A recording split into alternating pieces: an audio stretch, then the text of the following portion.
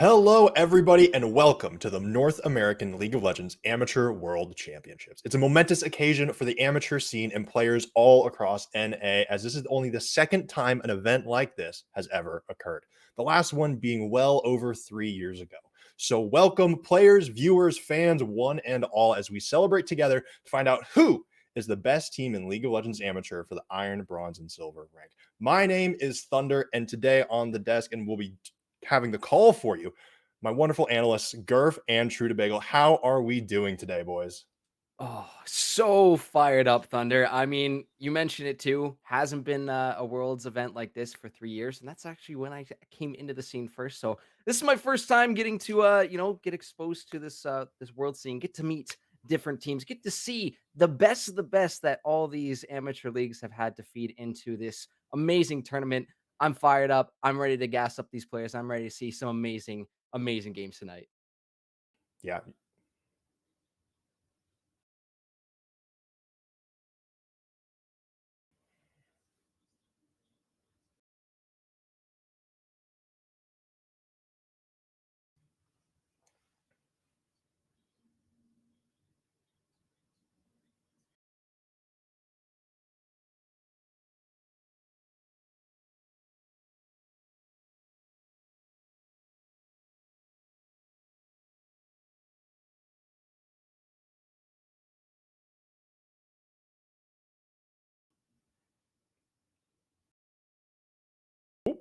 Hey, you know what? We got there. Bagel. You know what? Give us that again. Everyone just had we were Yep, waiting in I bated was muted. anticipation. I am very, very intelligent. That's how you know. But yeah, I'm really, really excited to be here alongside both of you. Like you guys both pointed out, we haven't had the opportunity to do something like this in a number of years. And the last time that was around, none of the three of us were here. Yep. So we get to bring these quality games to everyone watching. We're really excited to do that. And we got some really, really hype games, hopefully, to bring to everyone's attention coming up real soon. So yeah, I'm super glad to be here and I'm grateful for the warm welcome.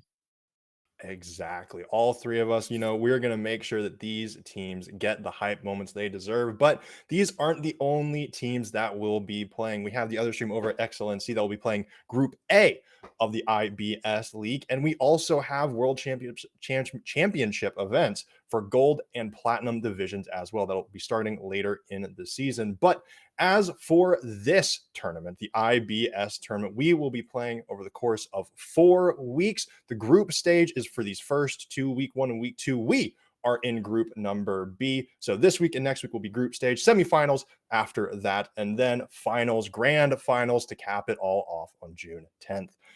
Now, that being said, we have today's games to worry about first and foremost. All of Group B's first round of games will be played today, and we have some pretty fire ones to start us off. We have TD Shadow versus TD Syndicate. We have GSG Iota versus TD Syndicate, and Iota versus Shadow. That will be streamed today. The unstreamed games, even more TD teams.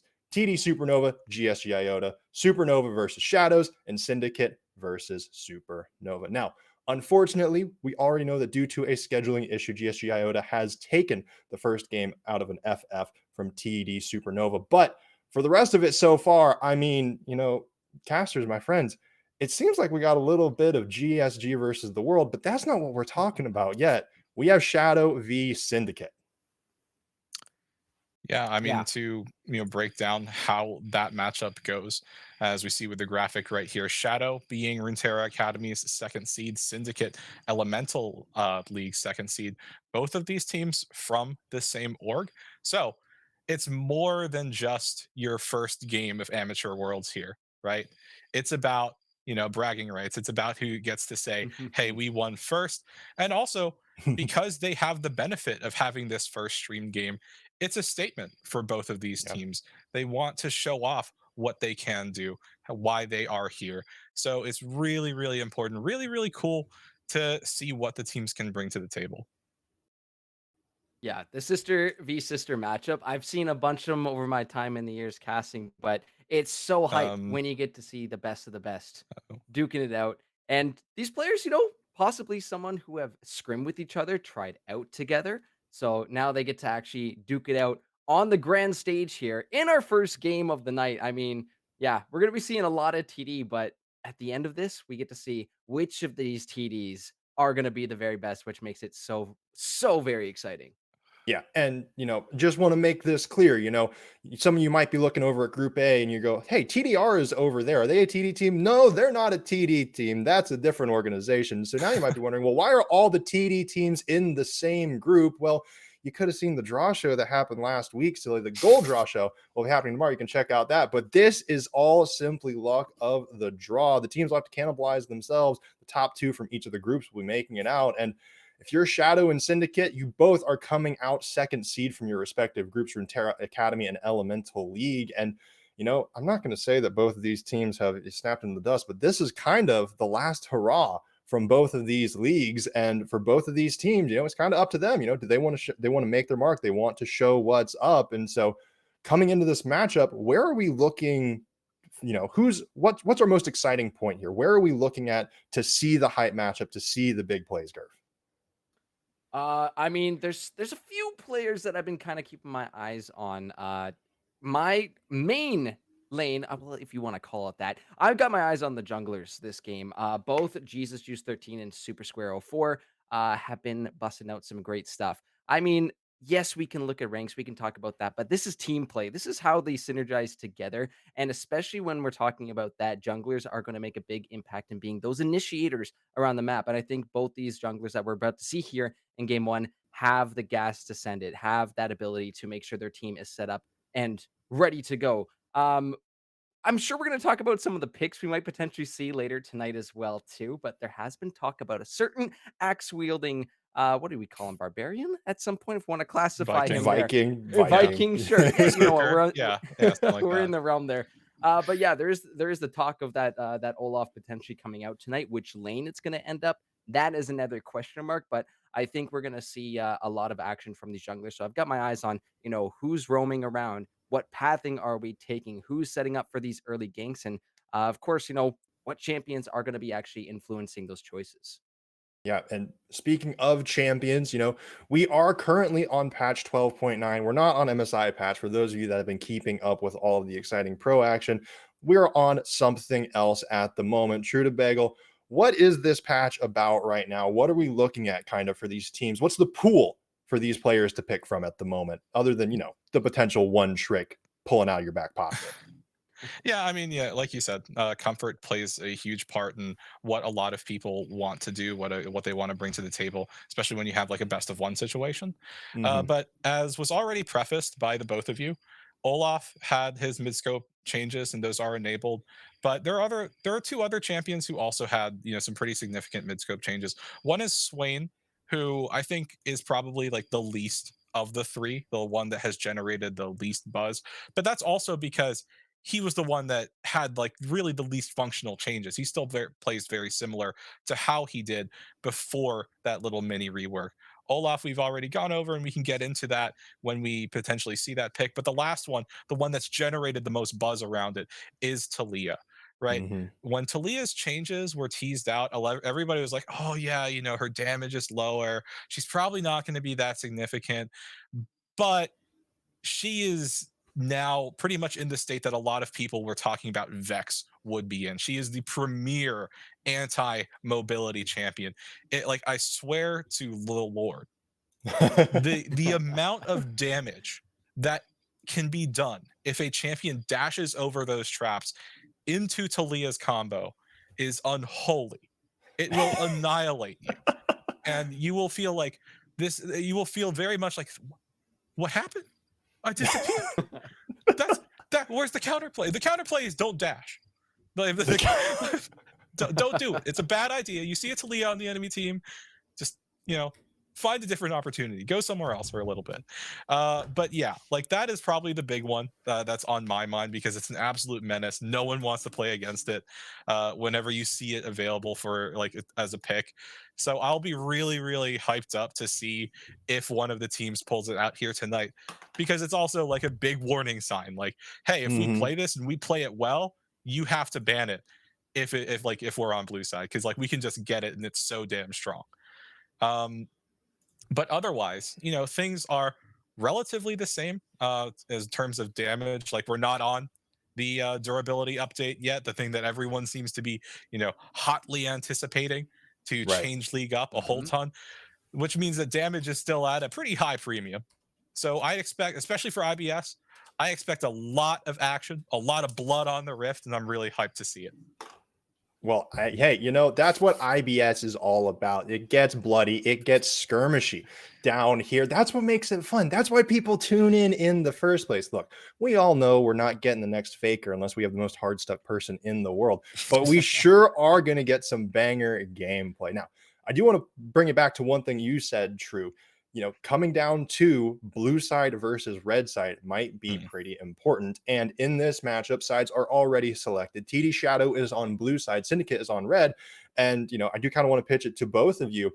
Do you think that this side selection, blue versus red, could come important? Could this be a big thing coming into this match? Well, when I think about it more off, because we are going to be getting into it very shortly, it's the draft that has the impact. It's that mythical B1 pick, and of course the R5 pick if you are at TD Syndicate. So, when we're talking about that Olaf potentially coming out for TD Shadow to potentially have that as the B1 to flex it either top or jungle, that could be a huge advantage for them to get that up. So I think that's got to be on Syndicate's radar in terms of the bans going forward. However, that R5 can be so clutch to either lock in a nice counter pick for top or mid. So maybe Team D Syndicate looking at something that's going to be really sweet for Lemon Sap or Zedekiah to pick up there to counter their lane mates. I was looking at even both the mid laners to see the Dark and Lemon Snap there. They've got a quite similar champion pool there. So I'm expecting a little bit of a battle for what those mid laners are going to be. And then maybe save that for R5 so that you can have Lemon Sap on that counter mid. All right. Well, with all of that said, with all of that talking, I want to go ahead. Let's transition to talking about who do we think, whoop, hit my microphone. Who do we think is going to win? It's both TD. They both are TDS. One is Shadow, one is Syndicate. Who do we have so far coming into this first game? We haven't had any games played here at Amateur Worlds. We'll see that next week if we have any of those stats. But who are we thinking? Garf, I want to come to you first. I'm putting it on you. Oh, of course. Okay, got to make me choose between the two TDs. It's tough, right? Because you look at these two teams, it's like both came runner up, both from the TD organization, both have similar champ pools as well too. So we gotta start saying, okay, what other sort of factors are we gonna put in here for their actual or my actual prediction here? You know what? I like the fact that you've got a team that is brave enough to whip out that Olaf top, and for that reason, I'm gonna go with TD Shadow for game number 1 here. All right, TD Shadow locked in for Gerv. True. Pitching it to you. Are you gonna jump on the bandwagon or are you gonna be the opposition? Let me know. I actually think I'll just go over to the other side on this one, right? Because while Olaf top is certainly something that can really get out of control, like when I was learning how to play League, like there was like this series of games where I ran into an Olaf top solo queue games in a row, and I had PTSD because of it. I never want to see that, That's but awful. because I lost to it, I did the tilt thing where I play it right afterwards, and I realized Olaf has some really significant mana costs. If you try to spam your axe as Olaf in lane, you're gonna have a bad time. So it's really like that. The pick itself for Olaf tops specifically is so contingent on how you're using your axes and your ability to fight your opponent that I think that it can actually be a bit of a double-bladed sword. It can work against you in that regard. So I think it's still it's generally much safer in the jungle, and I think that if Syndicate can properly play around Super Square, then Olaf, if that's a pick, or something like a Wukong or a Xin Zhao, those are picks that can completely dominate in the early phases of the jungle, and you can really snowball your team through that. So, Gurf might have Shadows back, but I'll definitely be calling this for Syndicate. Well, hey, I guess I have to break the tie here. And Mhm. I'm gonna say, maybe this is a bit of my EDL bias coming in. I did cast a single series for that, but I mean, I'm leaning towards Syndicate. Zedekiah one. It's a banger name. I would, Bean Zedekiah. Zedekiah just sounds sweet, but I'm a fan of the tank's top. I think Zedekiah can pull it off, and I think, in the end, that might just be the big difference. Who knows? Olaf top might make it happen. Olaf jungle might make it happen. I don't know.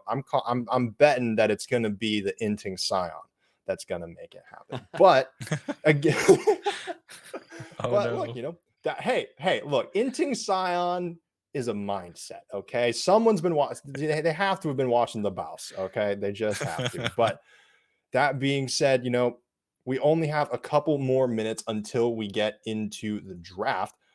But I do want to ask you one other question, fellas. Who do we think so far? We predicted for the game. Who do we have in the group? We have multiple people playing so far in today's games. We're not going to see them until later. But who do we have for the group as well? Who are our power picks?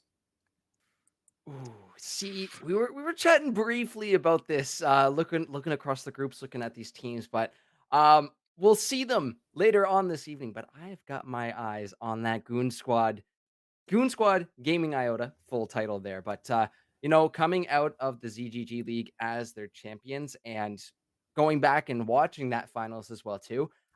Extremely dominant win coming in from this squad. So I'm really looking forward to seeing how they perform. If that synergy is still coming in from, I think it was what 5-6 days ago they actually played that final. So I'm hoping that energy is still with them. They're still riding on that high. But overall, as a squad, I think they are definitely a scary, scary team to look out for here in Group B.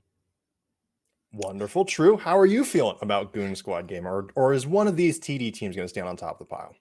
Yeah, I mean, I'd actually have to say I'm more biased towards Scurf's perspective on this one. Like, I think that Goon Squad really, just looking at their roster, looking at the things that they have done to get here, are setting themselves apart. Like, in addition to the fact that, like you said earlier, it's Goon Squad against the world, right? It's a little bit of a fun thing to contemplate, being up against, three teams from the same org and having to get through every single one of them in order to get out of your group and then, make it further and further along. But beyond that narrative, like what Gurf said, Goon Squad look like an incredibly scary team. That being said, if there was a team that I would want to like beat them and like want to have the opportunity to do really well, it would actually be Supernova because they're starting a leg down with due to some unfortunate circumstances. But it's that underdog story, right? You just want to Mhm. see, people that are at a slight disadvantage be successful, do well for themselves. So yeah, Goon Squad definitely a favorite, but Supernova, rooting for you in my heart. Hey, you know what? One of the TD teams has to. But I guess one thing we'll talk about as well. We have Group A. I don't know how much y'all have looked into Group A research. Group A. I do know that probably some of the two titans that have been rumored to be of them on the more powerful side here in the IBS World Championships are there in BDE and CT. But who are we? Well, while we're waiting for draft, who are we thinking on in Group A? Who do we think is maybe not necessarily going to make it out, but who do we think is going to be top dog over there? I mean, it's a Ducks logo. How can we not support the Duck? They came out really well in their league as well too. So I've got my eyes on the Ducks for sure as well. Um, MIT, they had a pretty good season. It was actually when they got to finals there, which little bit of a rough time against that Goon Squad, but they're still a strong team regardless. Otherwise, they would not be here at Worlds. I would say I would lean a little bit of strength into that Group A because of the Ducks. You got MIT as Mhm. well, so CT was another big squad that came out. So I would think all of them. It's tough not to choose all of them, right? Because like I said before, it is the best of the best IBS teams that we have here. So I think maybe after tonight we get a little bit more of data, a little bit more information from who was successful, specifically team wise and player wise, and then we come back next week with those stats, with maybe some graphics to throw up as well too. It's going to be wonderful, and I cannot wait to see how things shake down tonight. Of course. And true. Yeah, okay. Well, going by the very scientific method of who has the coolest logo, um, like Gareth said, that duck's pretty hard to beat, but I do like the monkeys in training logo. That's pretty fun as well. Speaking from a more serious analytical perspective, Um, I've seen a fair bit of coachless tyranny, and between them and BDE, I think like really, like Earth said, all of them, it's kind of feels like anybody's game at a certain point, especially because we haven't seen them play here in amateur worlds quite yet. Right. But for some reason, like coachless tyranny, they're singing a siren song. I'm kind of rooting for them. I feel like they've done a lot of work to get here, but everyone has. Mhm. Right. So, like, I am certainly a bit more biased towards how them and hopefully hoping they perform well. But if not that, then I think BDE certainly has a very strong chance of making it out.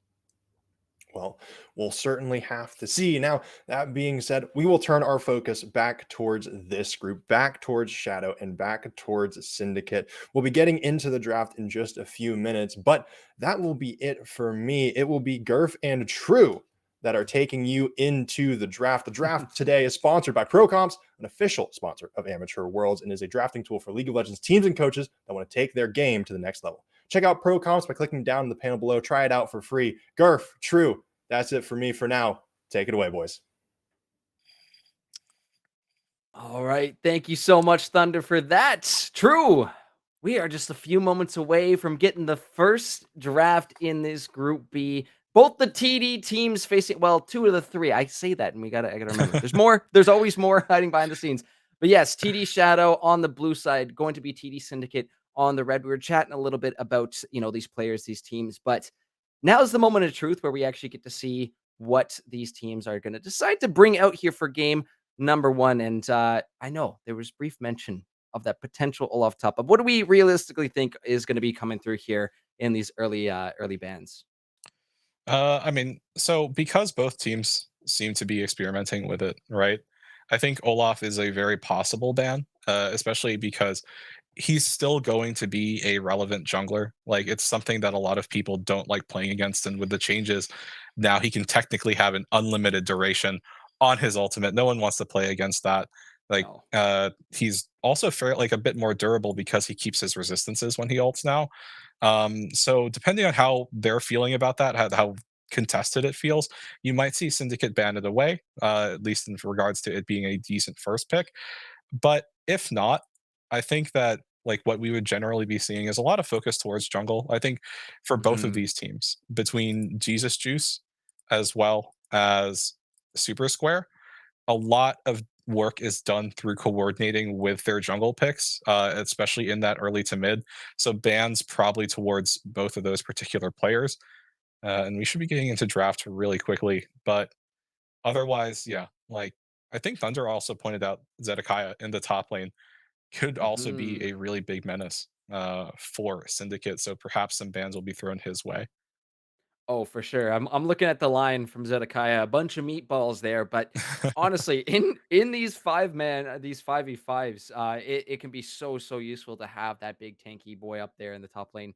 Yeah. Really, you have to go deal with it at some point, or if it ends up being that sign, as much as there are different opinions on that, it wins games. And at the end of the day, this is what these teams need to do: is win these as many of these best of ones as they can before we get into semis in the coming weeks. But yeah, now the bans are officially coming through. We do see the Olaf is going to be taking a seat on the bench, so not even going Hmm. to risk it this time.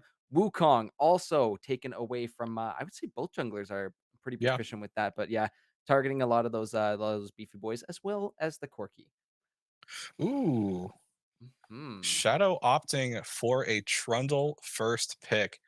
That is pretty interesting. Now, I believe that if Shadow is opting for this, I feel like it could either go jungle top. Um, it would be surprising that they wanted to go jungle. Although overall, this is more likely than not a first pick, or sorry, a flex pick, just because it can go jungle, it can go top, it could go support in a very, very wild situation. Although I don't think that you opt in for that like when you plan it and when you pick it. Now, Syndicate, on the other hand, some champions I haven't seen in a little bit. Zeri, Hey. got a bit of a nerf, a little while ago. A lot of people started moving away from that champion. And Vagar, so Syndicate already reflecting a lot of scaling with their compositions, you want, Zeri to hit something like 3 items. You want Vagar to stack up that AP in lane, and then transition to a strong team fight, or like to getting, Mhm. as much AP as possible with your items. So Syndicate going for scaling. Shadow, on the other hand, also getting their own scaling in with the Jinx. But the Nautilus and the Trundle, that's a lot of early game pressure.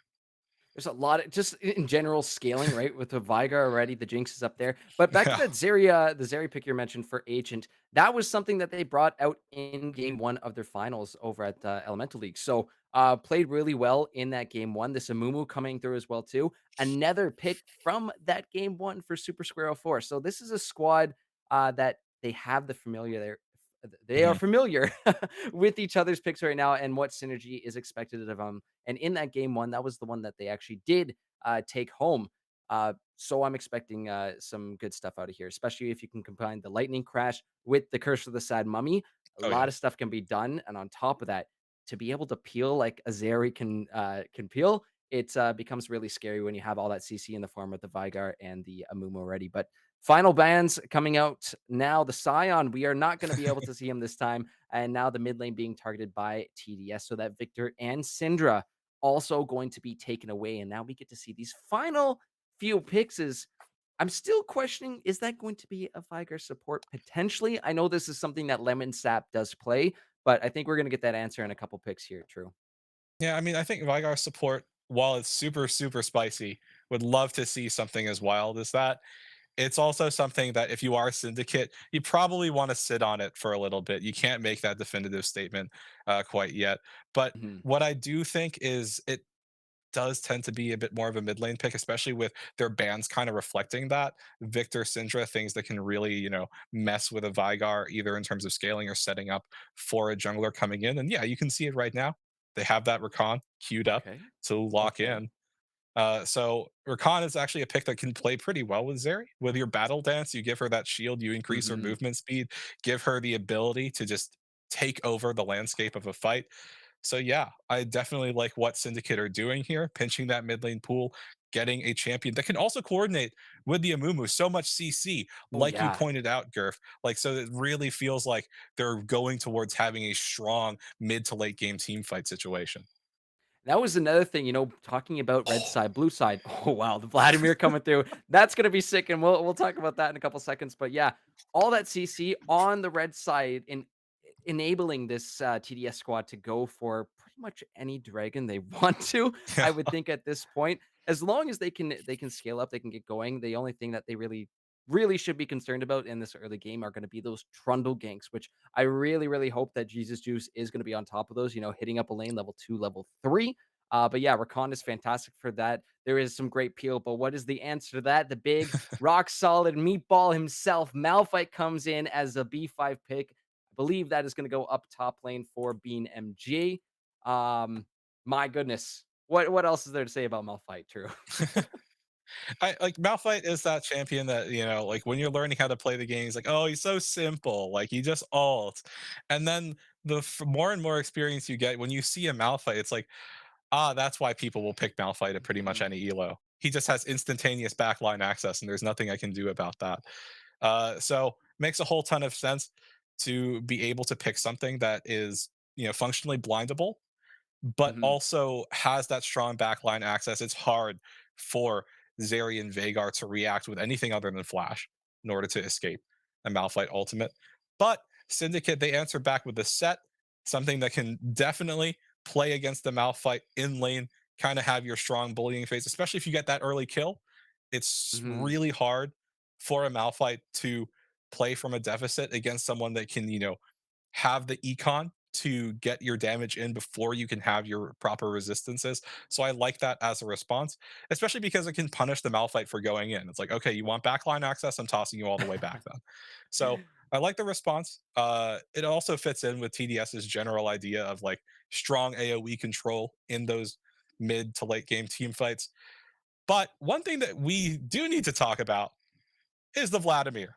I have Yes. not seen that. Yes. Like, this is what we wanted, Gurf. We wanted Oh, the pick that no one was expecting. Also, last time I technically, got oh, yeah, yeah, last time I got to cast a Vlad, straight up got a big old quadra kill in that game, but It's not often you get to see this in competitive five. So the fact that they are going to be Mhm. bring this out for game one is so super duper spicy and does make me a little concerned, especially around that mid game for Lemon Sap. This is going to be a bit of a difficult one for the Vigar because once that cage is down, he is going to be getting in your face. That Vladimir is going to be in your business. And I think that's pretty much, looking at the rest of that TD Shadow squad, that's what they're aiming to do. We're in your face. We are ready to start this off. I'm ready to pull the trigger. And I love the comp that they've drafted for it. Yeah, absolutely. When you take when you like take inventory of every single thing that both teams have drafted here, I like elements that are present on both teams. I think with what Syndicate has done is craft something that has a very straightforward path of execution, but it's not something that you're going to be doing at 15, 20 minutes into the game. So I think it's really, really contingent and really, really important for Syndicate to know when they're strong, know what the opportunity to take fights are. Because on the other side, like you pointed out, with Shadow, you have that early game jungler, you have that Trundle, you have a Nautilus to facilitate him in bot lane and potentially get the Hmm. Jinx going.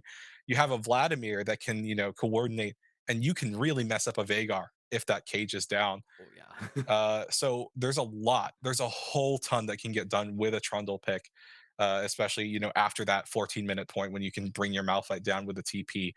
So I think both of these teams have drafted here something pretty monumental, and it's a question of who gets the early game versus who gets the late game. Yeah. Honestly, at that point, Shadow, hopefully we can see a nice, clean early mid game from them because that is really the foundation that they need to set themselves up for success here. But again, we've seen games go late. We know what Oh happens when the gosh. scaling comes through. And if that is the case for TD Syndicate, right? Vigar, unlimited cap. There's no bounds to his AP potential there. Hmm. And of course, the kiting that is going to come through with the set, with the Mumu, with the Rakan to help out the Zeri. Yeah, seeing what Agent C6 has been able to do on that champion before, uh, he's got the movement, he's got the moves all together. So I'm excited to see if that can counteract the in your face comp that TD Shadow has. But any final points before we take it to a quick break? True. Well, I mean, I think it's fair to just throw out a quick prediction, right?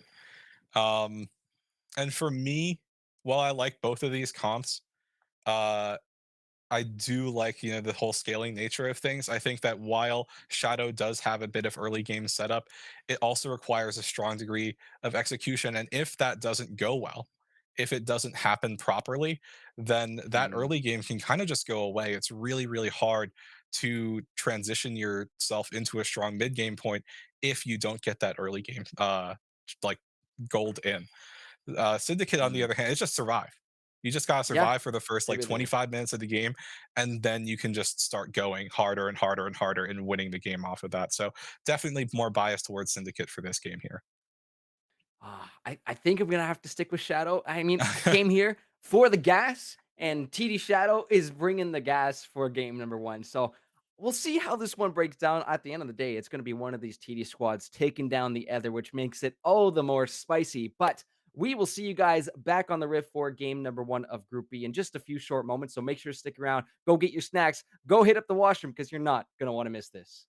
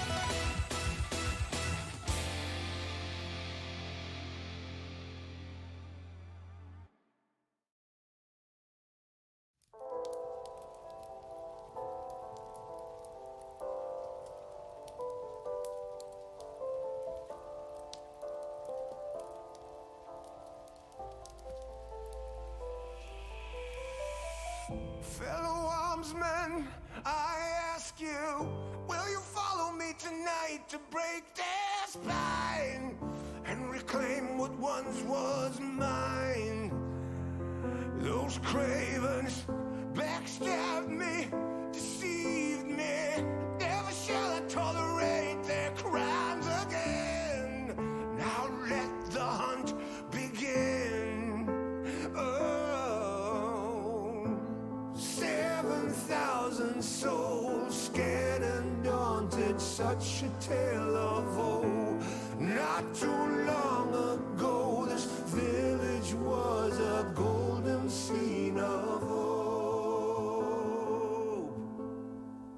Call down the reckoning to bring back hope and peace. Restore our Gloria to live forever.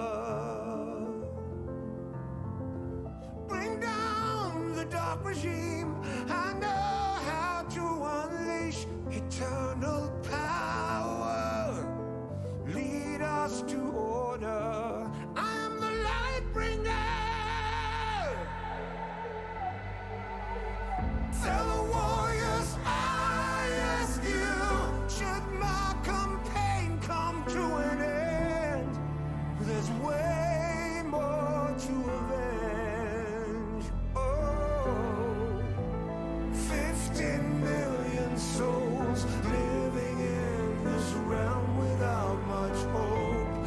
Not too long ago, this kingdom was a golden state of hope.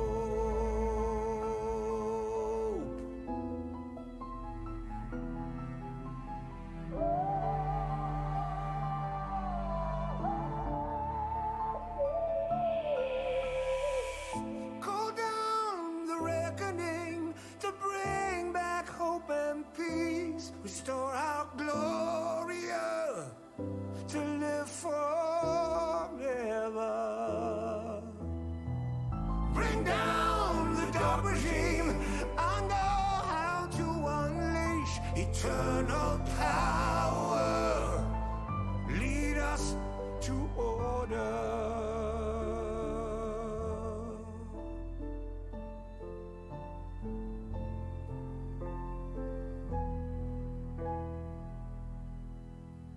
I am the light bringer.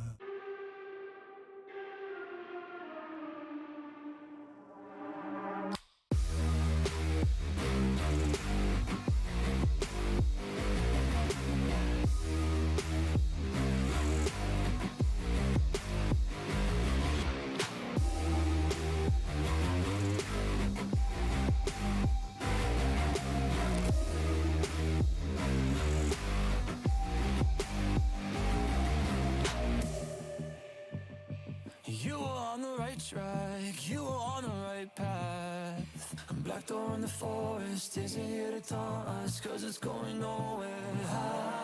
You gotta move on, cause shadows in the dark are always coming towards you.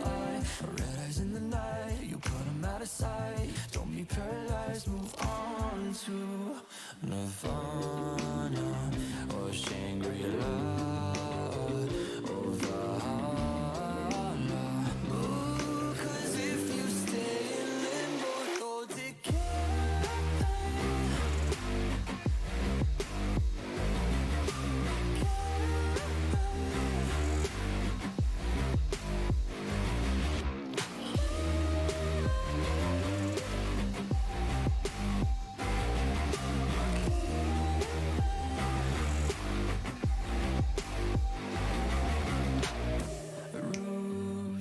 Trees, branches, leaves, covering the skyline, blocking off the sunlight, making new like midnight. White house on the right, it calls you to the light, put it out of sight.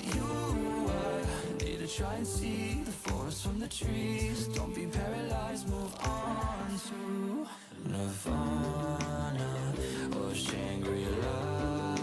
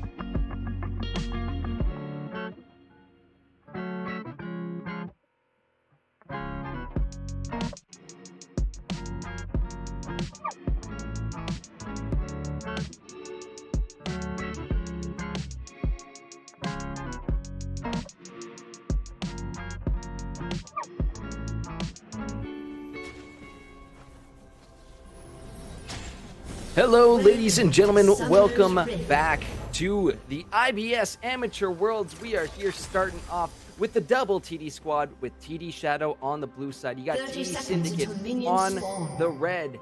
And my goodness, it's gonna be an absolute banger all night. First of 3 in week 1 of this world, and we get to see a little bit of dancing here in the mid lane. Just to say, how do you do, sister team? Yeah, A little bit of respect between the two squads here, True. yeah, a little playful ribbing between both of the mid laners there, right? They, even though they didn't compete in the same leagues, they should definitely be familiar with one another. The overlap has to happen no matter what. So, we're super duper hyped to see how this first game here for IBS Amateur Worlds plays out. And overall, like, so much focus on those junglers for both teams, Jesus Juice and Super Square. But to introduce the players, just as minions start crashing in, on the blue side, we have second-rate Sniper in top, Jesus Juice 13, and the jungle, See the Dark on the Vlad in the mid lane. And in bot lane, okay, this one's a bit hard for me. Zircon, here for you, and Notosaurus Rex in support. Then over on the red side, we've got Ominous Penguin in the top lane, Super Square 04 in the jungle, Lemon Sap in the mid lane on the Viger there. You see on your screens, Agent C6 on the Zeri, and Crockpot as support. So just a couple of names there, because we did have the graphics going. Crockpot is one of the substitutes for TD Syndicate, so filling in there in the bot lane. And second-rate Sniper moving up from ADC to the top lane, and we're going to have Zircom, another one of the substitutes for TD Shadow, filling in the ADC spot. But bit of a standard early game here. We are probably going to see those level 2 starts to come out in the bot lane. So yeah, Notosaurus Rex already has it. So the anchor will come out. It's the lockdown for a couple seconds, and it will just be a tad bit of trading to start this one off. But more of a how do you do, Drew? Yeah, well, I'm doing great, but thank you for asking. Otherwise, Jinx, Nautilus are able to push that wave in because Nautilus just walks up. He pressures the Recon in his area away, but they're in the mid lane already, a quick gank.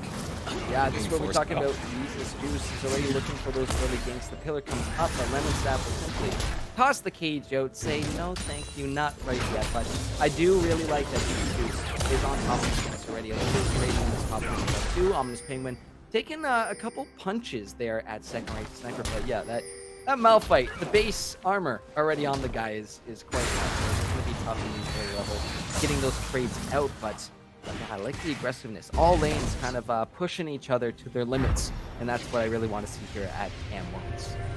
Yeah.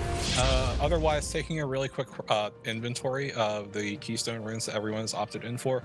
Nothing super duper surprising as far as selection goes. You can see that Jesus Juice opting in for the Lethal Tempo. Trundle, you get so much additional auto attack range. You're able to just push people down and eat them to death. But I think two things I think are super worth pointing out here. Notosaurus Rex opting in for the Aftershock on the Nautilus. Aftershock is one of the 2 options that people go for. Oh, Super Square coming in for a gank potentially. He's finishing. The cage is up. A beautiful Q! The pool comes up, but he does a sliver of health. The flash is there, but no! Double Q! It's first blood for TD Syndicate. We got another fight actually breaking out in the bottom. That's going to be the double knockout from Crockpot. They will separate and go their own ways. So yeah, beautiful stuff from Super Square to get that first blood. Yeah, I mean, it's flash for flash, so overall you're not losing a whole ton. Forces See the Dark to TP back into lane so he doesn't miss out on too much. But finish the thought really quick, and I say that as another gank is happening. Let's take it away. It's non-stop because Super Square makes his way from the middle all the way up top, but guess who's here as well? It's going to be Jesus Juice. Their health bars are getting super low, and it's going to be second-rate Sniper who picks up one. No, that last minion auto saved by the pot. Thankfully, he was chugging that away. Ominous Penguin will be able to get out of that. It's so dang close to being a 1-for-1. Yeah, I mean, already so bloody on the map. 2 kills already at 5 minutes. And really off of Super Square being really, really aggressive as the Amumu. And that's actually what I wanted to point out, right? He took Conqueror on this Amumu, so very oriented towards being scrappy, being in the middle of fights. But this early on, you don't really have all your tank stats that Amumu is oh so famous for, so it doesn't feel great like when the enemy jungler shows up, when he starts beating down on you, you see the power of that Trundle chomp really just melting Super Square down. But the reason why Seth gets forced away is you can't take the trade versus the lethal tempo Trundle. He just gets so much auto attack range, forces Ominous Penguin to flash out to safety. And yeah, very well done by the jungler TD Shadow on that end. I still cannot believe that second rate sniper made it to that one alive. So damn close. But yeah, you can see the trading is really starting to become scary in these early levels for that. The Penguin really needs to be careful about taking those trades, especially if you see these big things. So I'm going to keep my eye, especially on this top lane, because it seems like that Malphite is already putting in some really good work in these early levels. We do have the first dragon of the game up on the map. It will be that Hex. So I'm expecting, with both junglers on this side of the map, we might potentially see them roam towards there. But I think Jesus Juice is looking for potentially another pick in the mid, but he's not going to be able to find it. Too far pushed back to run his But here they go. One more time? No, they'll part ways. And I'll have some time to breathe here too. Yeah, I mean, Ominous Penguin, he should be very interested in being aggressive at this point, because second rate sniper is not quite level 6 yet. So you do have a little bit of a window where you can just walk up to him, be aggressive, and you can see it's working out in Ominous Penguin's favor because he's starting to get a bit of a CS lead already. 29-48 feels pretty darn good for the set. We might have some action here in the river. No, not a sorcerer, just walking away. Yeah, no, Jesus was not spotted there. Lemon Sap is going to walk away, but yeah, it always gets me on the edge of my seat. Little dances around the dragon here is going to be quite fun to see. Both of these teams do. The one that can go all in, and the one that can kite you for millennia. But see Super Square hanging out down here. Jesus Juice is around as well too, and I don't know if he was spotted on that final minion. Might have been really close, but either way. The roam is coming through here, so Crockpot and Agent moving up with Super Square. They're going to clear some vision here. It might actually be potentially, gank in the mid lane as Crockpot. Are they going to pull the trigger? Looking for the Q, but no.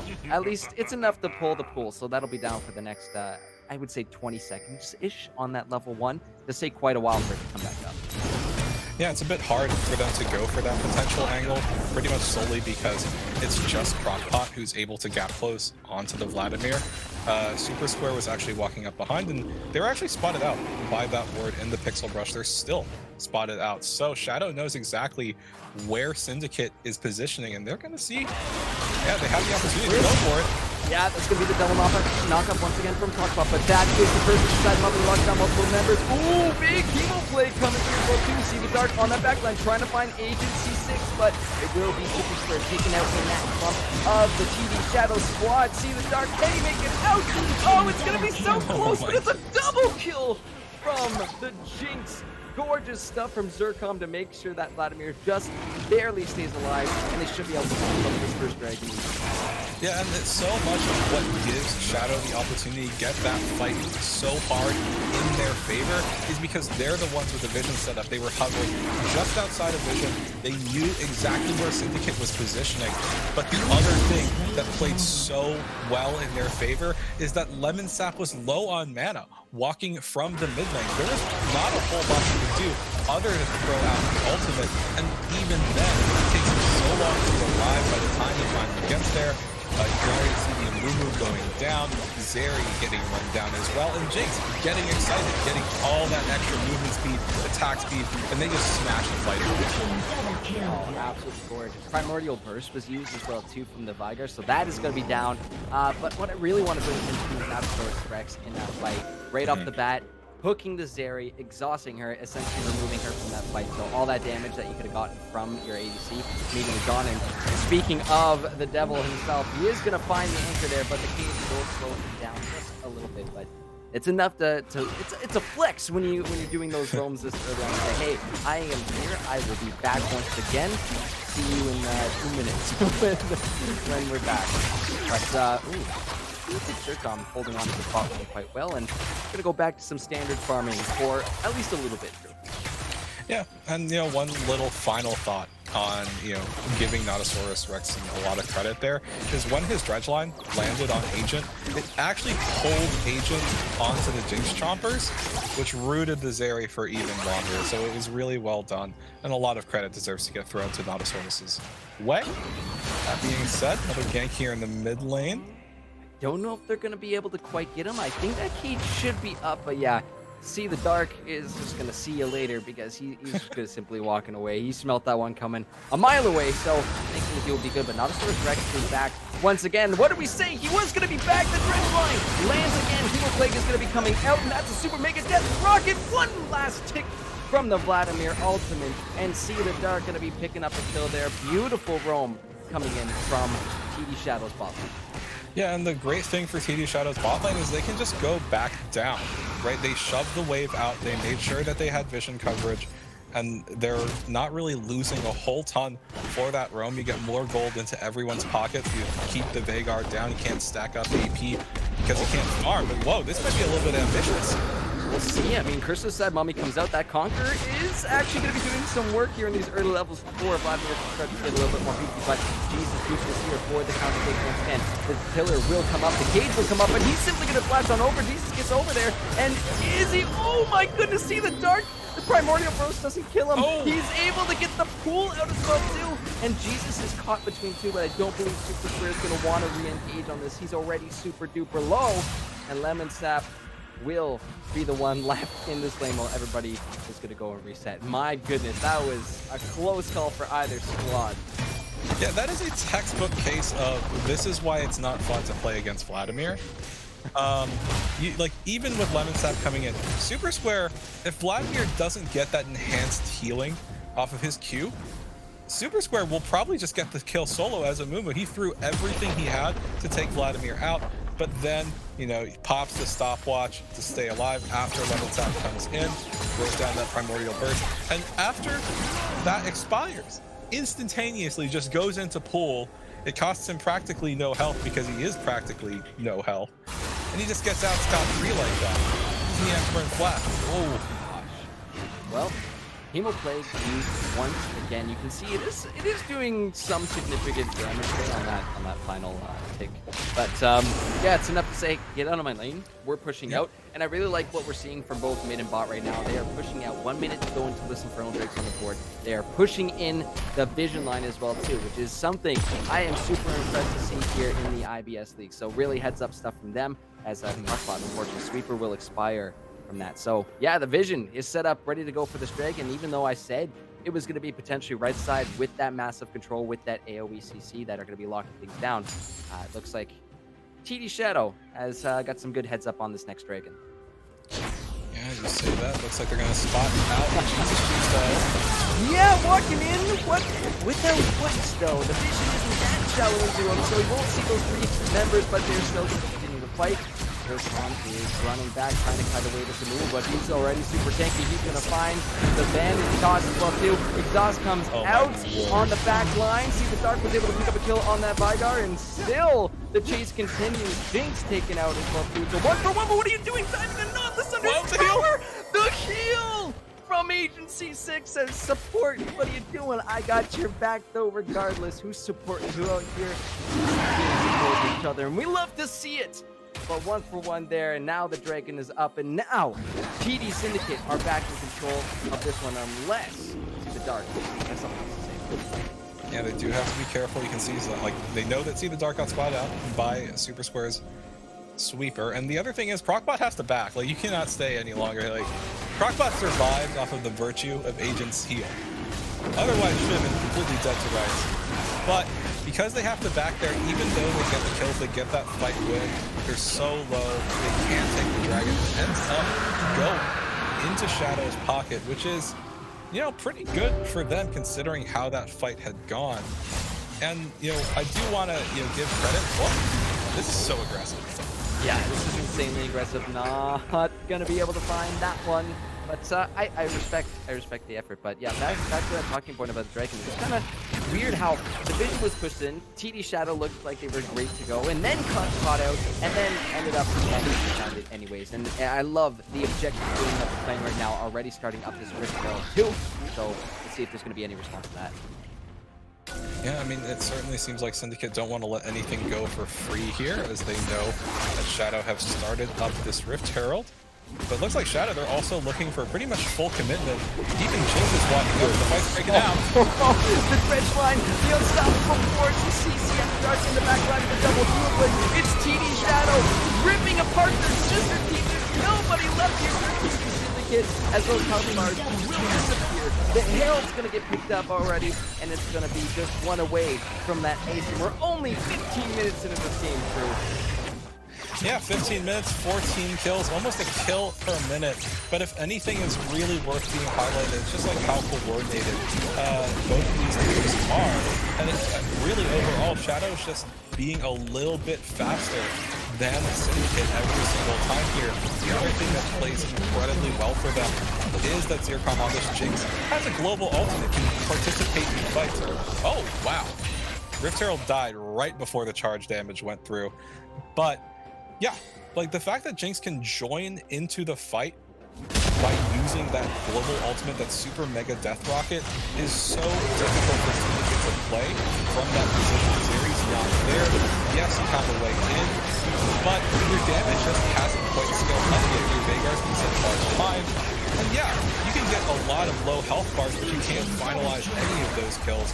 Jinx just arrives, cleans it all up, and Shadow has a definitive lead here now at just about 17 minutes. It's crazy to think about that, how much damage can get on to TD Syndicate before the fight technically even starts, before the full team is even there from TD Shadow. So it has really been helping him out. So really good stuff from Zircon to be on point with those super mega death rockets as well. We've seen now twice in these fights that Hemo Plague has been huge for stopping that backline from even progressing forward, but Super Square is up top now. He's going to be looking for a second-rate sniper alongside Ominous Penguin, but they're simply just going to back off. They don't want to take the risk, or what is even more, I think they might have saw the squad coming up from this bot lane. Not so aggressive. He's going to get hit first with the knock up the base top and go down. There, but down with the quickness. It's going to be Crockpot going on in. Set. Also the way to the back line. This is what we were waiting for. Primordial burst on top. And TD Syndicate send it right back on over to their sister team. Yeah, I mean, it looked all right for Shadow because they didn't know how many members Syndicate had ready there. But the other problem is another person who's somewhat representative of how much gold your team has, Jesus Juice, wasn't in that fight. You had no Trundle, you had no Subjugate to make a target even less tanky, make the Amumu die super, super fast. But the other thing that's super important here is that Shadow funnels into this small corridor. You see the double charm, as well as the case with the Veigar. Yes, the charms kind of stopped Upper Con for a little bit, but not nearly long enough for Jinx's damage to be relevant to turn the fight. So, Syndicate, they found their opportunity, as you said, Gurf, and now they're very much back in the game, going from something like almost a 4K gold deficit now to close to something like, 7K. So very well done. Great for Syndicate to get that pin.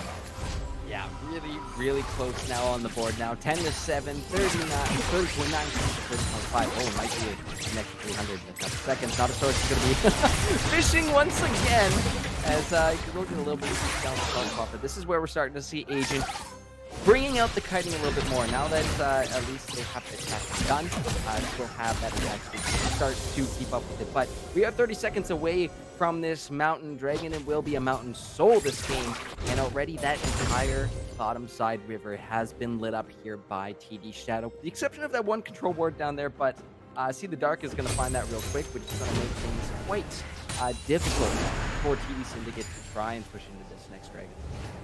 Yeah, and if you are in Syndicate's position here, you don't want their team, the enemy team, to get any tankier, right? You don't want Nautilus, Trundle, and Malphite to become even harder to kill. So they have to fight for these dragons. They don't want to go down to a single point. There's the fight breaking down. Trying to find it. Oh, lightning crash in the back line, but it's going to be followed up by the Nautilus. Look how much damage those Zircon is doing from the back line. He's spreading them apart. That great sniper is indeed trying to beef it up, but no! Agent C6 shreds them with damage. Primordial Burst will finish him off from Lemon Sap, and that will be the ace for TD Syndicate. Now they get to be the ones starting to get up the Yeah, it looked like a little bit of a nightmare situation for Syndicate because Zircon, as you said, was just free hitting the entire time. But unfortunately, Veigar has Primordial Burst. You're not allowed to survive against that. Zircon just ate the W, ate the Primordial Burst, and completely died. Let's see how the fight is out here. And as you can see, the trigger gets pulled by the Amumu. First is that multiple players. You can see right there, Jinx getting so many rockets out. But you're only a 1.5 item Jinx. You aren't going to completely shred through people at this point in the game. So yes, you're very scary, but you are not allowed to walk up in a situation like that. You have to kite. At the edge of the fights, you don't run in because it's so impossible to get off that kind of damage at not 2 completed items. You can see Zircon now finally has those in the inventory with a rapid fire, but even then, you want to hit a 3rd item as Jinx if you're really going to have take control of a fight like that. So very well done by Syndicate. They get that fight, they get that dragon, and now they have the gold lead. Yep, just a little bit of an advantage here, about 1.7k up.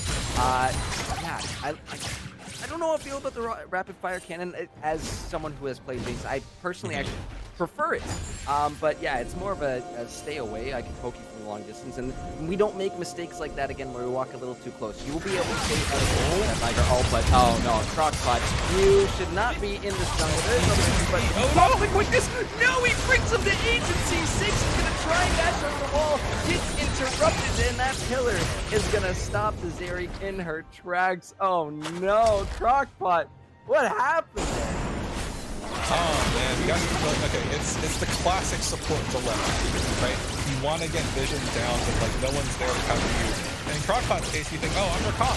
I can just get a ward off, I can get out, but ends up leading to Aiden's death. And now, even more critically, Shadow is starting up the there. It's already below half health. I'm not really sure what Syndicate can do in this particular spot. TP now being channeled. Yeah, TP coming here, but there's not going to be an all the drop. Who's going to the wall? They go to the square. Can he find the smite there? Oh, and he is going to steal it. Syndicate, despite still going. A lot of low health bars on TP Shadow.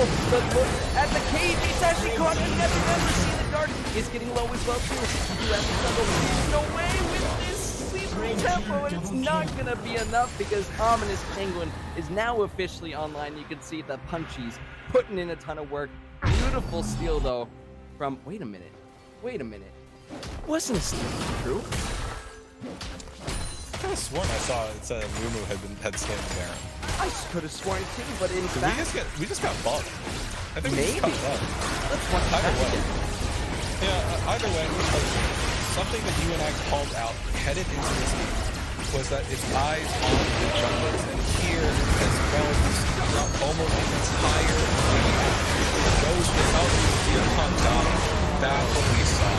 And yes, they're able to get the fight off. They take out the Jinx, they take out most of them. They don't get them all, but it's a massive credit over to the Amumu here, constantly going in, constantly finding opportunities to force for his team that keeps them relevant. But critically see the Dark stayed alive. They preserve that Baron buff.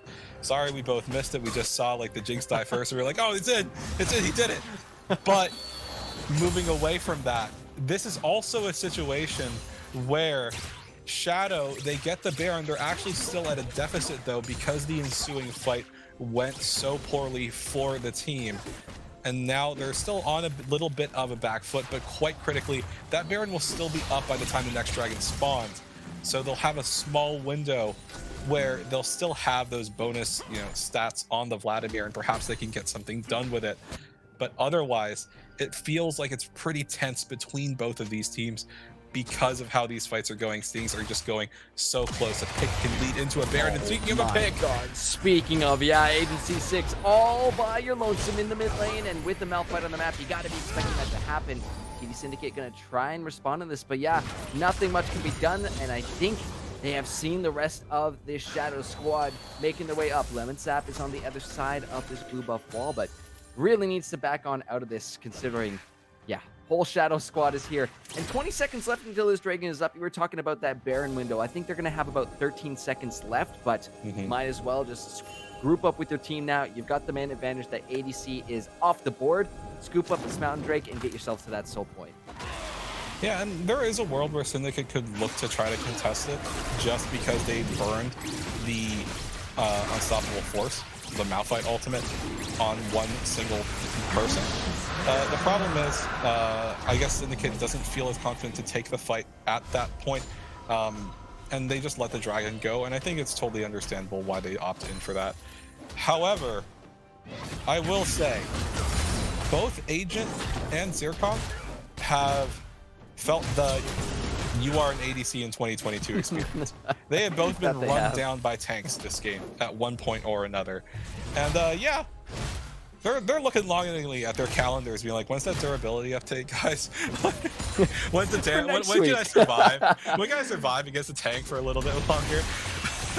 Oh, I mean, I'm honestly so curious to see how that's going to change. And I'm sure it's going to be a huge talking point next week, next Friday, when we're back again, when that patch has dropped on Wednesday. So will ADCs be able to see the light of day? We'll have to find that out. But yeah, it's so true. There's not too much you can do about those things until you are at pretty much full items. And we're at that point now, mid-game, starting to encroach on that late territory where, yeah, the tanks have the domination out here. Those ADCs are still looking to complete those third items. So that's where the big damage is going to come out of here. But another 2 minutes until the next Baron. We still got less than 4 minutes on that potentially final mountain trade game. We'll see if TD Shadow is going to set up for it again. But I do want to shut him up for that, regardless of how these past few fights have gone. The focus towards objectives here from TD Shadow has been kind of at the forefront of this game. And at the end of the day, Drew, it's those objectives that are going to be getting you those wins. The exception of that poor Shelly we saw taken out. Yeah, I mean, like, the thing is, if you're in Shadow's position, right, you have this strong dragon control throughout almost the entire game, with the exception of losing one single mountain so far. The flip side of that is you definitely don't want to let the enemy team have 4 mountain drakes stacked up, because then they get the shield, they have all those additional resistances. You allow teams to survive bursts, survive longer in fights, and it doesn't feel good. So neither team wants to let those objectives go through, but it's an even more critical thing for Shadow, not only to secure the buff for themselves, but to deny any stacking on the side of Syndicate. You don't want a Mumu or Set, or really the carries, to survive any longer than they need to, especially with this Jinx scaling up, like you said already.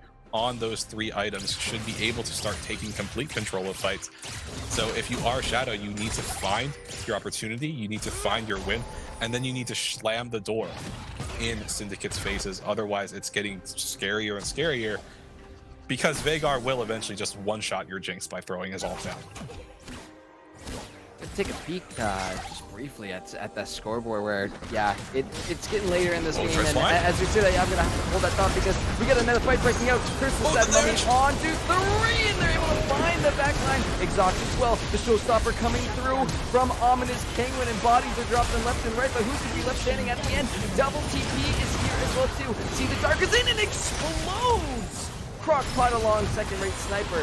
Lemon Sap is going to be able to get away from that one, but Ominous Penguin might be done with this. The shields are insane, though. He will be able to find Notorious Rex, as Ominous will be taken down. Finally, that set is absolutely insane. Lemon Snap still dancing around, though. There's no reason to be staying here. Oh, no! Comes through as well, too, and he's going to get bonked to death. It's a double kill for Jesus Juice, and my goodness, another crazy fight here, another crazy catch out, but again, goes the opposite way, goes back to Shadow, and they're going to start up this Baron. Yeah, and they're very much well positioned to get that Baron onto almost every single member. We'll see if they're going to hold it to make sure Nautilus will get that additional Baron buff. But to break down how that fight goes through, Syndicate threw everything they had at killing Zircon. They committed every possible resource they had on the board at the time to making sure the Jinx died. You can see it, multi-man charm, as well as the curse of the sad mummy. And yes, the Jinx dies, but look at how tanky this Malphite is, this Trundle is, the flash going right onto Agent, putting him in the dirt. And when the TPs are finally channeled, Vladimir also very tanky in his own right, because go figure, you build AP, you get HP, and vice versa. There's nothing that Syndicate's carries can do against such, reckless tanking. Therefore, they end up losing the fight because they used so many resources and they just weren't, fully ready to deal with how tanky the enemy team can get, which just highlights how critical getting these dragons stacked up are for both of these teams. Dare I say, a bit of a meatball diff. I mean, that Trundle and Malphite are becoming insanely difficult to deal with, and if C6 is going to get taken out early on in these fights, I mean, there goes your main damage. Yes, Omnis Penguin is doing well, but, Unstoppable Force in the back line. Don't know why he's there, because there are 5 of them and 1 of you, and unfortunately now, with this Dragon on the map, it is getting low. Square is going to look to go in once again. Oh, we see the Dredge line coming through. We'll slow down the Moo just a little bit. Agency 6, though, he's super low once again. Chemoplague comes on out. We do have Zircon popping those shots off from the back line. Lovely CC from the Nautilus, and see the Dark is in once again. They'll be able to clean it up. It's a triple, baby, for Zircon, and finally that Dragon comes through. It looked a little sketchy at first, but Shadow able to bring it home for that Mountain Soul. Yeah, and one thing that happened, like one thing each happened for both teams that played so poorly for each of them, right? So when the fight is breaking out, Shadow can see that second-rate sniper is getting engaged on, and they hesitate. But moving away from that, I'm pretty sure they just could look for an end. They opt to not. Okay, so they're gonna get their backs off, so I get to talk. Woo. But anyway, second-rate sniper gets engaged on. Shadow have the opportunity, just turn on the drag, take the drag, and you can just get out with a free objective. Your top laner has paid his life, but because they hesitate, Syndicate has the opportunity to take the fight. They get the Malphite functionally for free, and then it's only after Malphite dies that Shadow has started up the dragon. They get forced away, but that's when the overcommitment happens, and now we have the replay here, and you can see Malphite completely caught out of position, eats the cage, eats the CC, goes in with his ultimate onto the Zeri once again.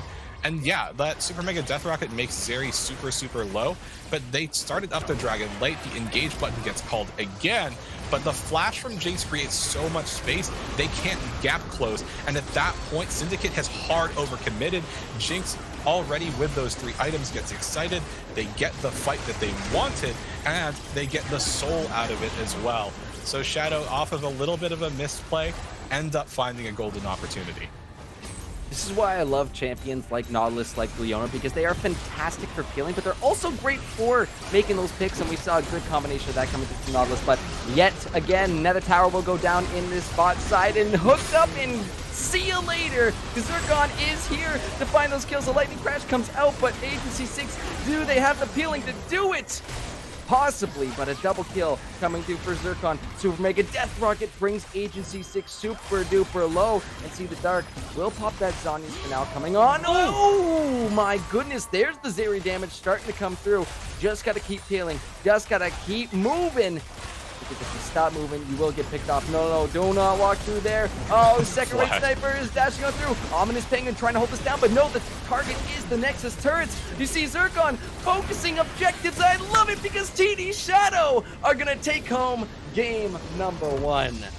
Yeah, TD Shadow, you called it, Gurf. You said the Shadow can definitely take it. They've certainly found their advantages and played through them. The Jinx scaled up. I believe someone in chat called out, and they played it well. They found the opportunities that they needed to in those critical moments. The other thing, Syndicate just hard overcommitting at critical moments, throwing too many resources at the Jinx, not having enough for the fight later on, and then around the dragon one more time. They just hard overcommitted.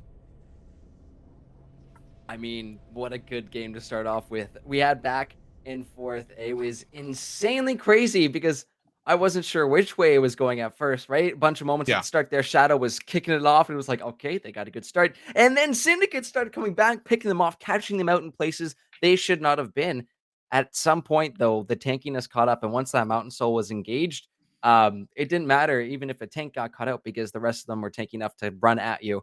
But super fun, super crazy fun. Just wild stuff all around. True. Any other thoughts about that one though, buddy?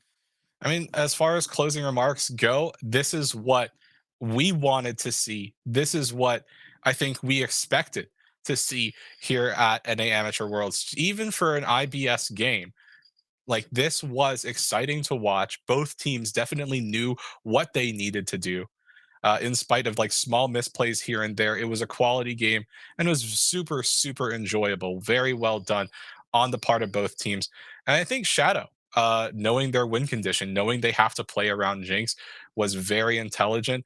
At times, they were also acutely aware of how strong their champions were at critical moments, and they were able to win the game through that.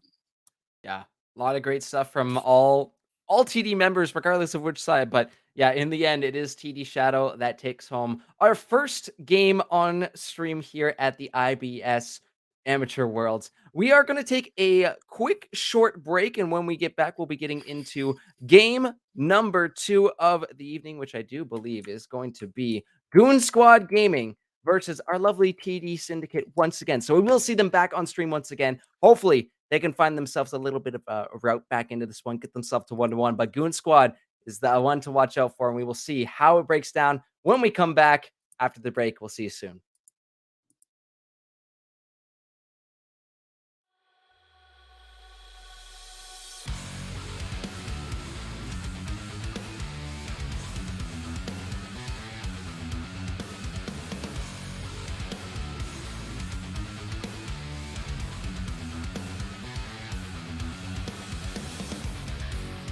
Come down the endless fire to bring forth the ages, to be left with no pain.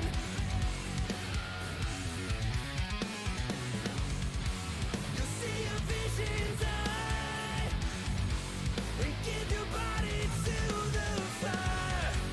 It's true that you were born to die. So now we set your spirit free. Let the lifeless clear away. For we have come to save you from your pain. So let your voices scream. Powerless lifelines free from time. 'Cause we exist to survive the changing tide.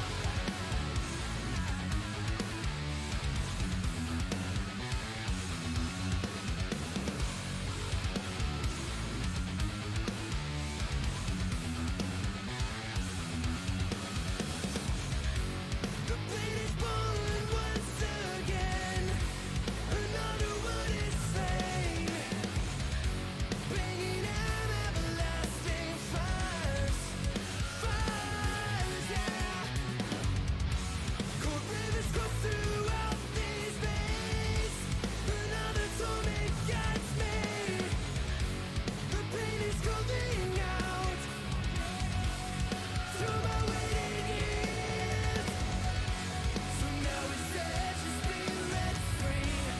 Let the lifeless clear away. For we have come to save you from your pain. So let your voices scream.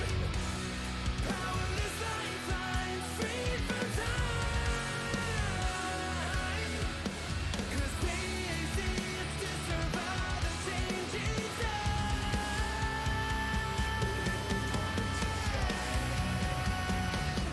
Live my life till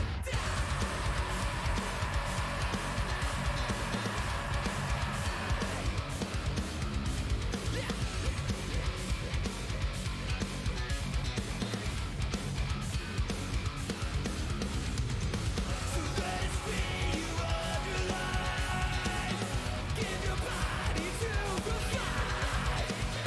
When your judgment on his side, we must guide you to the light.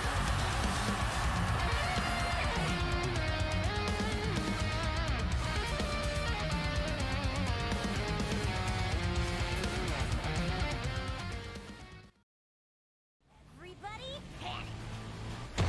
Hold on. I'm about to say something really cool. 3, 41, 9, and lift off! No one dies screaming without me.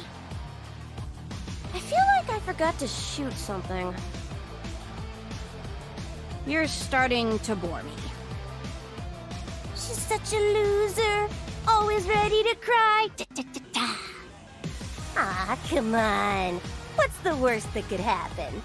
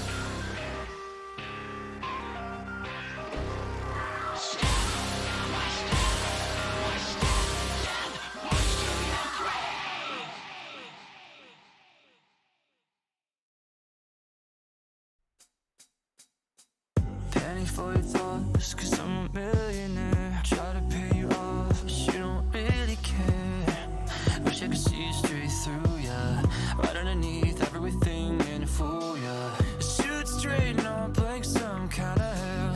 Go round and round in a carousel. You got me dizzy, tripping, falling on the ground, yeah.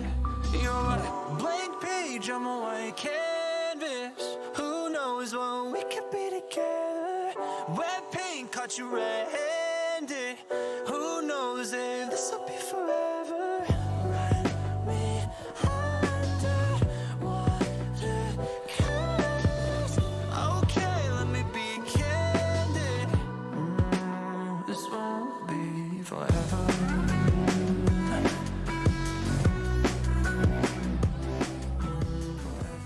Hello, everybody, and welcome back to the Amateur World Championships IBS edition. We just had game one wrap up, and we are now looking forward towards game two. This one is between GSG Iota and the team that we just saw unfortunately take a loss to their sister team, TD Syndicate. Now, a brief update in terms of where our other matches have landed. Over on the other stream, if you were watching, BDE fell to Coachless Tyranny, and in the non-streamed game, Monkeys in Training fell to TDR, the IBS squad. Now, moving forward, once again, unfortunately, TD Supernova, they've had to FF due to some roster issues, and Shadow have taken their second win of the night due to that. But we have GSG versus Syndicate, and if you're GSG, boys, I think you're feeling pretty all right coming into this game.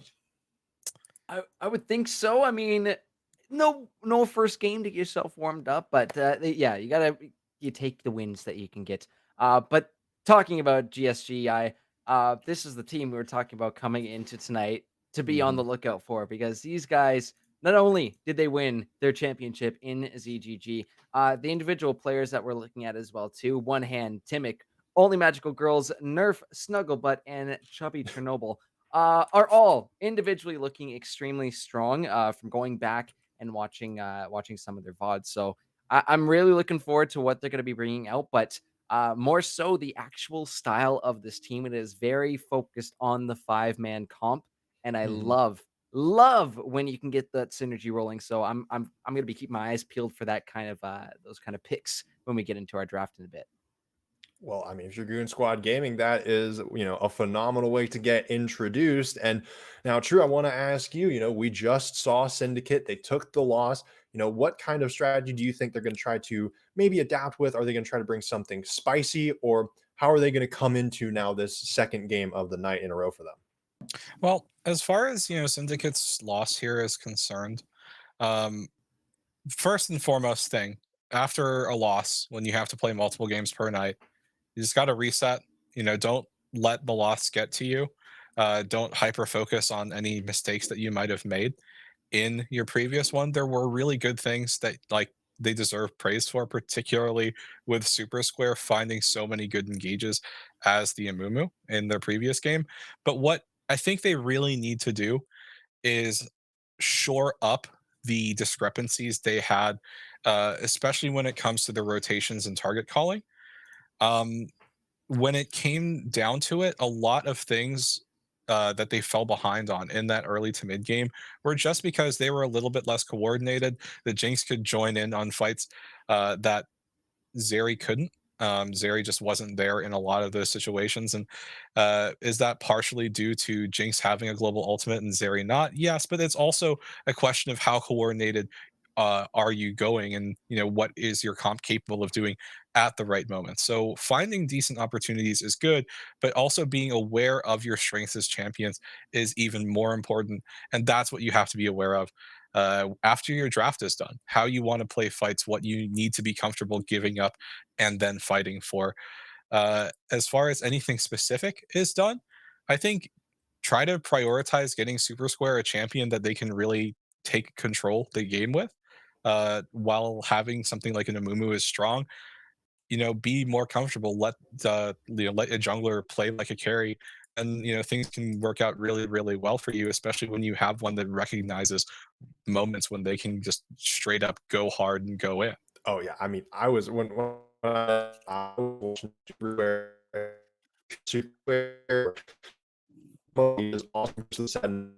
Also saw this little mummy going and chasing after three massive Oh tanks, yeah. trying to do as much damage as possible, and it was just like that's you're doing your best, buddy, but that's just not quite it. And now I do want to wonder is last matchup, the jungle matchup was pretty important. We did see Super Square do really well. It just wasn't quite enough. Coming into this game, where do we think is that all important matchup going to be? Or do we think it might just come down to those big 5v5 team fights and Syndicate needs to coordinate a little bit better? Honestly, I'm gonna get my eyes on as well as the jungle. I mean, yeah, we can always go back there, but the mid lane, Only Magical Girls had an incredible performance in the ZGG finals. Looking back, whipping out some of those bursty mages, but also I'm not gonna spoil it, but it has a couple other picks that you don't often see in the mid lane, and I really would like to see something that's spicy. So maybe bringing out something that's more of a one. I wouldn't say one trick, but something that's one of their specialties. to bust out in that mid lane to kind of throw off TD Syndicate, saying, how do we deal with this? As well, the bot lane, those ADCs, Nerf Snugglebutt was also massive, massive, massive in the ZGG League for this Goon Squad. So they're gonna be really, really strong. I think heavily focused towards that mid and bot lane. I would expect for Timic maybe to be feeding into that, to be leaning into that, considering that one hand is, I would say, more self-sufficient on some of those solo top laners. So mid and bot lane is where my eyes are focused this game.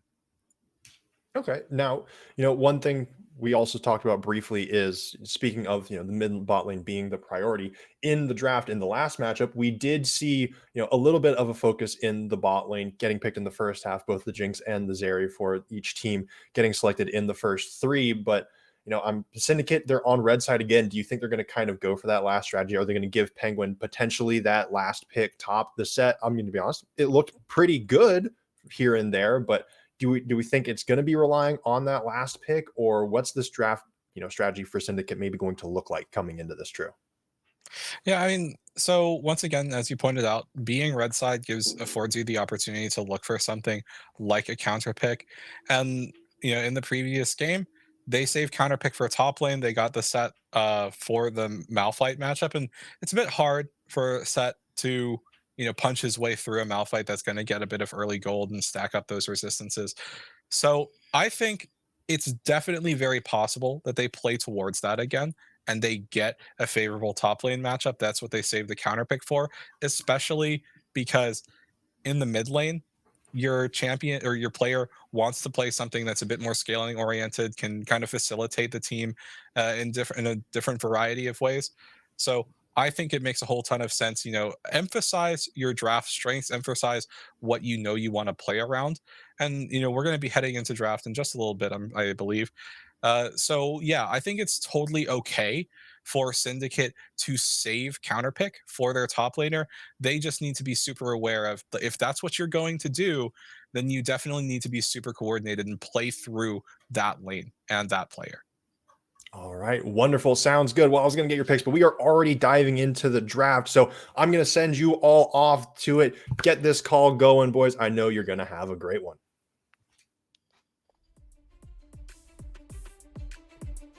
Thank you again so much, Thunders, as we're going to wave our hands around, make the magic happen, and then we're going to be seeing who's coming in for game number 2 here, because, yeah, there's quite a few picks that I kind of have my eye on, and apparently both teams have done their homework, or at least, you know what, you had TSGI been able to have that slight advantage to see that first game. But yeah, Wukong, Amumu, and Mordekaiser all taken away. Diana and Jinx also going to be banned off, which that Diana was a huge pick for Timic as well, too, one of their most played junglers. And the Lilia, surprising that gets banned out, because I believe that is something One Hand has recently started picking up. So potentially a secret pick here was scouted out before the game started, and we will get to see what this B1 is going to be. I'm hoping team synergy, right? Thinking Goon Squad here, they got the team synergy. They look for the 5v5. Oh, and another Trundle for B1. We're making it a pattern here.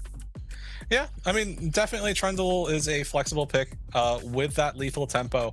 Like we saw, it can be jungle, it can be top. In a really random situation, it can be support.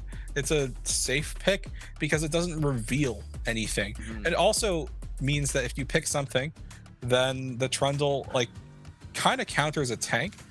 Syndicate, they see it. It's not banned away this time. It's right there. It's within their clutches, true. I don't need it. I don't need it. I need it. They got the Olaf.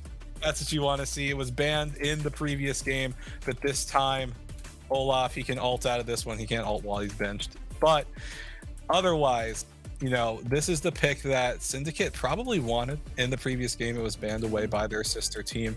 But to talk about, the things that have been banned so far as Syndicate decides on their next pick, a lot makes a whole ton of sense that Amumu was pretty menacing. So, it's so much straightforward, engaged team fight presence to take away, as well as the Wukong. Mordekaiser, also pretty darn annoying to fight in an extended situation. But looking at Syndicate's own bans, Diana is such a great facilitator while also being a hard carry in herself. Don't want to play against the Jinx. And like you said, Gurf, Lilia, you know, a little bit of a secret power. So no secrets to be had here. Not going to see it. But TDS, Syndicate, they lock in something quite surprising. Senna, very early on, you could see something like a Senna plus a mage or a Senna Tom Kench is you know, it's a bread and butter type of thing. And with another surprising pick, Tarek locked in for Goon Squad, and they're gonna pair it with the Seraphine. Ooh, okay. Seraphine can go mid, but I believe Goon Squad, they're fully capable of running a Seraphine bot. So definitely a lot of defense being reflected through there. At first glance, right, I thought, you know what, that kind of reveals their hand, Tarek support and Seraphine mid, which might end up being the case anyways, but yeah, potential APC flex to the bot lane. And same goes for TDS as well too. We were talking about a certain mage to pair up with that Senna. A lot of mages pair up well with Senna, but it's the sustain that I'm looking at TDS here. Olaf, Senna, and Set. Oh, that's going to be a beefy team to get through. So I would say Grievous Wounds for Goon Squad are going to be a must. Chemtech for that Seraphine, because that shield is absolutely ridiculously huge. And if you can apply that to your entire team, you guys are going to be golden. But final bands coming through here. They did hover quickly. My boy, for just a brief moment. Those of you who haven't met me before, he's hiding. Hold on. If I can show him. Oh, this side here. The tiny Heimerdinger back there. That's my boy. I love the Donger. He's super funny champion. But the Lux ends up getting banned away, which is definitely a viable ban against only Magical Girls. Because that's what they whipped out there in game 1 in the ZGG finals, and I think got almost 10 kills in the first game. 9 kills, I think they win. It was ridiculous. So enough of that. That is gone. Vigar will be sitting on the bench as well too, because we saw how powerful that box was last game in those few fights that TDS did take. The box, I would say, was the big player there for saying, hold up, slow down. And last but not least, another secret pick. That was the one I was briefly hinting towards on the analyst desk. There was that Rumble mid for only Magical Girl. So you can see that mid lane really heavily being targeted here in the second half of the draft. Yeah, and that also means that TDS believes that that could be a Seraphine bot. They're pinching that, making sure that the Lux for also only Magical Girls makes a whole ton of sense. No Lux, no Magical Girl to be had right there. But you know, to break down what has been picked so far, right? Tarek Seraphine. If they're like, something that Olaf loves to do is run down a team, you know, get in the middle of a fight, blast the weak members, the squishy ones away. But Seraphine and Tarek provide so much theoretical safety. It is so difficult for Olaf to like just hard run you down, because you get movement speed, you get invulnerability, you get additional armor through Tarek's own W with a shield attached to it. And one thing that a lot of people don't actually factor in very often is that Seraphine's W will always heal her as long as she's shielded. So if Tarek presses W, Seraphine actually gets a double heal if her passive is up.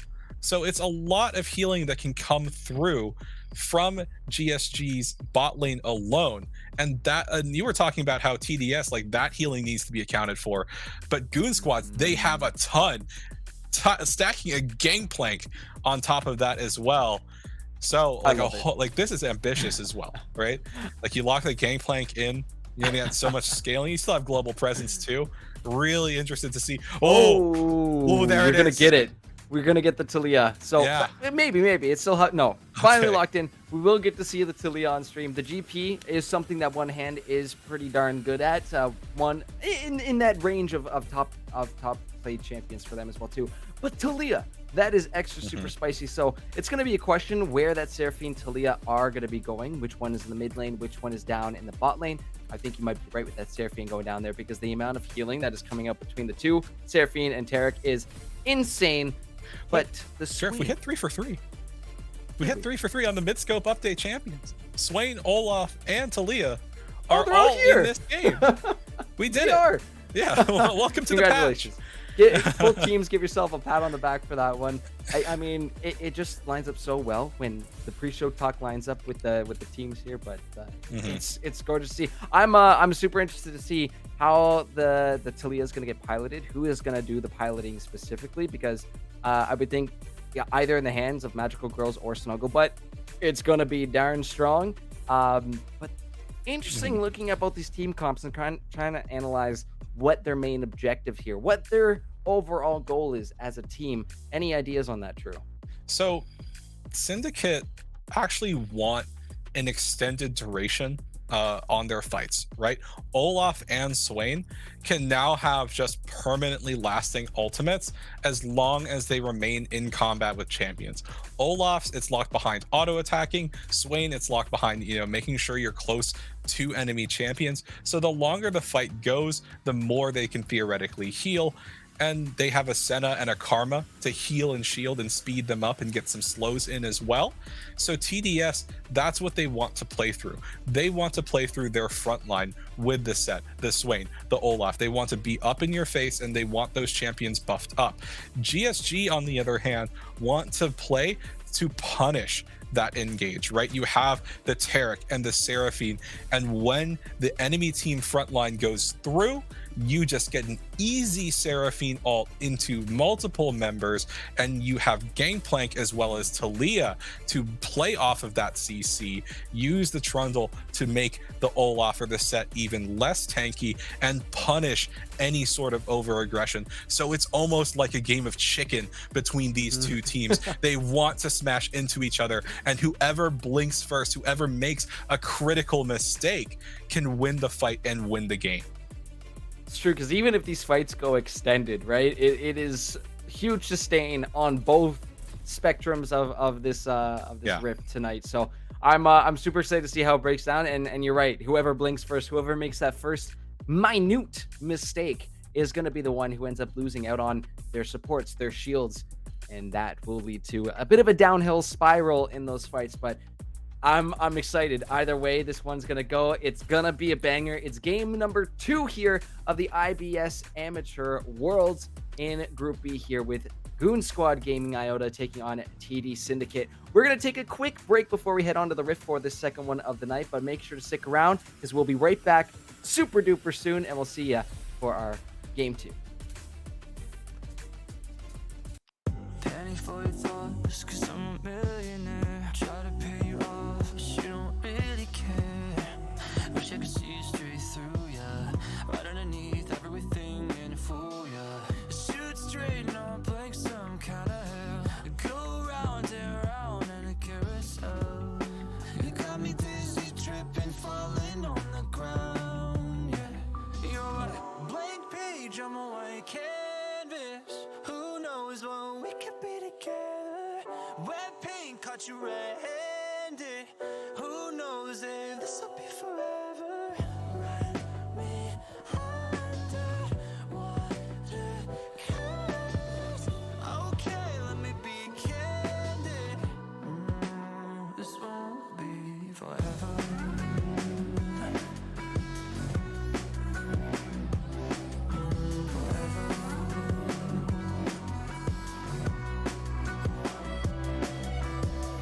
Maybe this is love, maybe melodrama. Maybe you're the one or you're back karma. Or you could be my vice, yeah. All that I need, everything I like, yeah. Shoot straight, no blank, some kind of hell. Go round and round in a carousel. You got me dizzy, tripping, falling on the ground. Oh, you're a blank page, I'm a white canvas. Who knows what we could be together? Wet paint caught you red-handed. Who knows if this'll be forever? Run me under water curves. Okay, let me be candid. This won't be forever.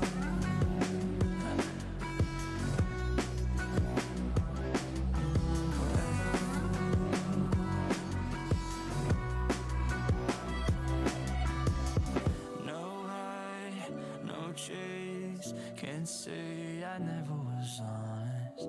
Lights on, no games. I know I'll win. Oh, you're a blank page, I'm a white canvas. Who knows what we could be together?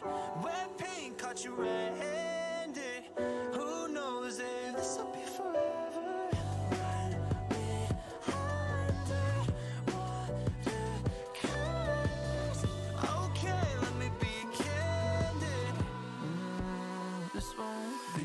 forever.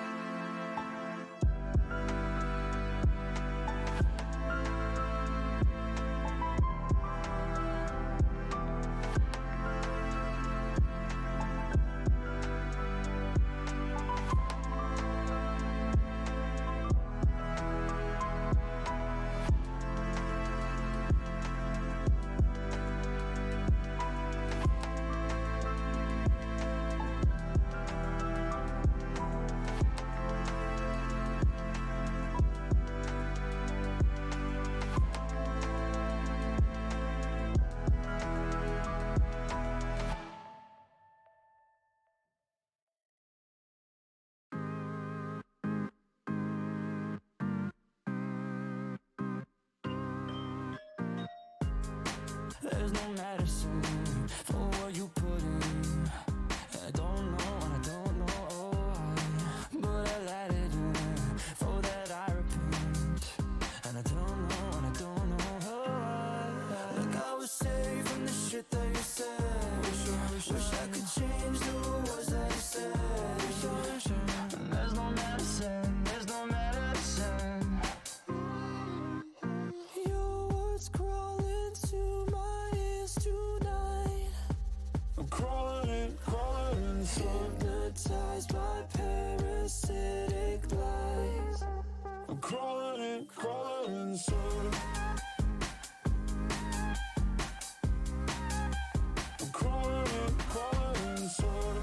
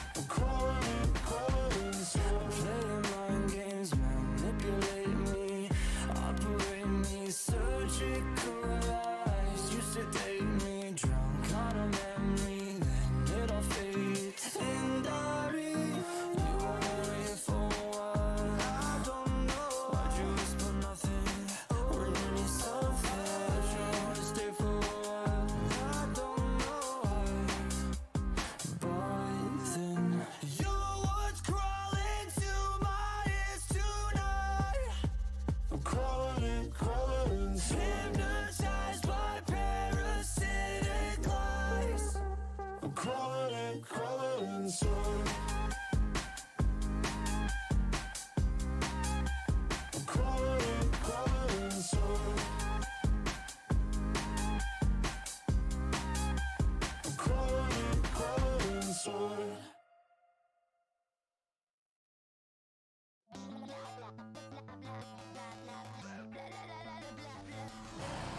Wanna join me? Come and play. But I might shoot you in your face. Bombs and bullets will do the trick. What we need here is a little bit of panic. Do you ever wanna catch me? Right now I'm feeling ignored. So can you try a little harder? I'm really getting bored. Come on, shoot faster. Just a little bit of energy. I wanna try something fun right now. I guess some people call it go. Let's burn this into ashes and see what about things. It's such pathetic neatness, but not for long 'cause you'll get jinxed.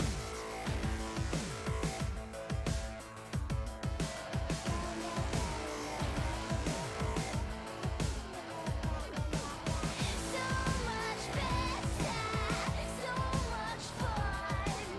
Let's start from scratch and blow up the sun.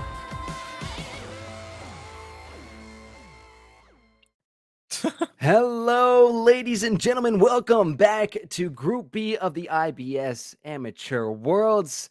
We are getting into, like I said, our second game of the night. This time we have Goon Squad Gaming Iota on the blue side with one hand in the top lane, Timic in the jungle, only magical girls in the mid lane, along with Nerf Snugglebutt and Chubby Chernobyl in that bot lane. And of course, TD Syndicate joining us again for their second game of the night. A little bit of a tough loss to their sister team, TD Shadow, but we might have a little bit of action breaking out already as Chubby Chernobyl does get a little bit too aggressive on that early warning. I respect it, but he is going to take a couple of whaps there, which means he's going right back to the fountain, and the rest of the squads are all lined up here on a nice 5-point defense.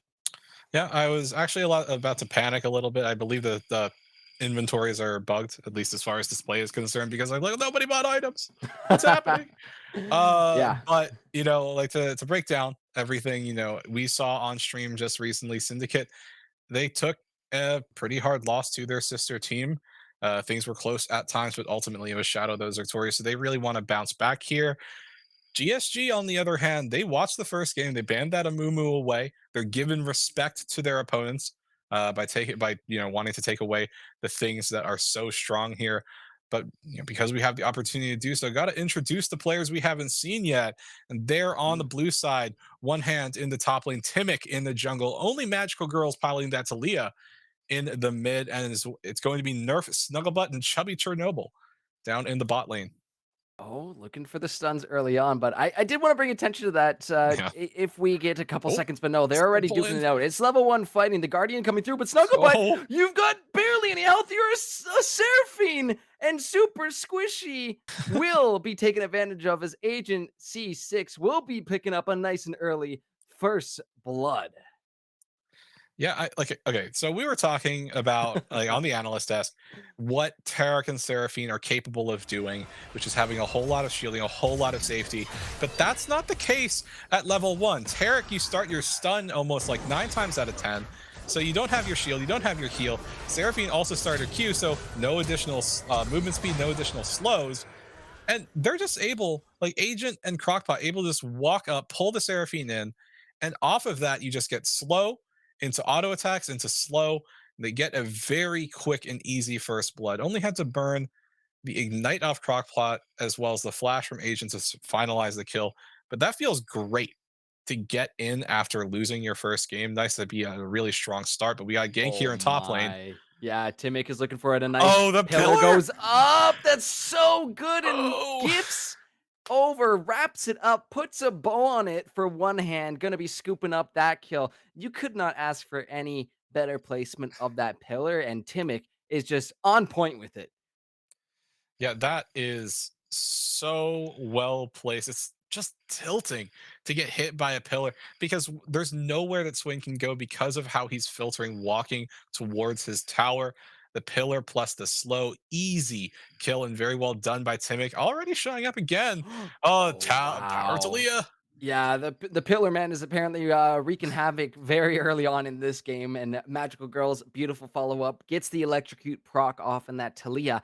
And yeah, you can see Lemon Sap already on half health, forced to chug those potions, but Super Square is gonna try. He's gonna get the axe off, but yeah, needs to respect that knock up coming in. Knock up, knock back. It's got multiple Mhm. in the kit, so I'm very excited to see this Talia. But bringing back attention to what I was going to talk about before that level 1 fight broke up bottom, the set in support. It's been a while since I've seen one, but definitely a viable pick. Swain up top, which is definitely not what I expected coming into this game, but I'm going to be curious to see how that kind of plays out, considering in that top lane interaction, you do have the orange from Gangplank, which is a basically instant no root. Thank you very much. I'm out of Mhm. here.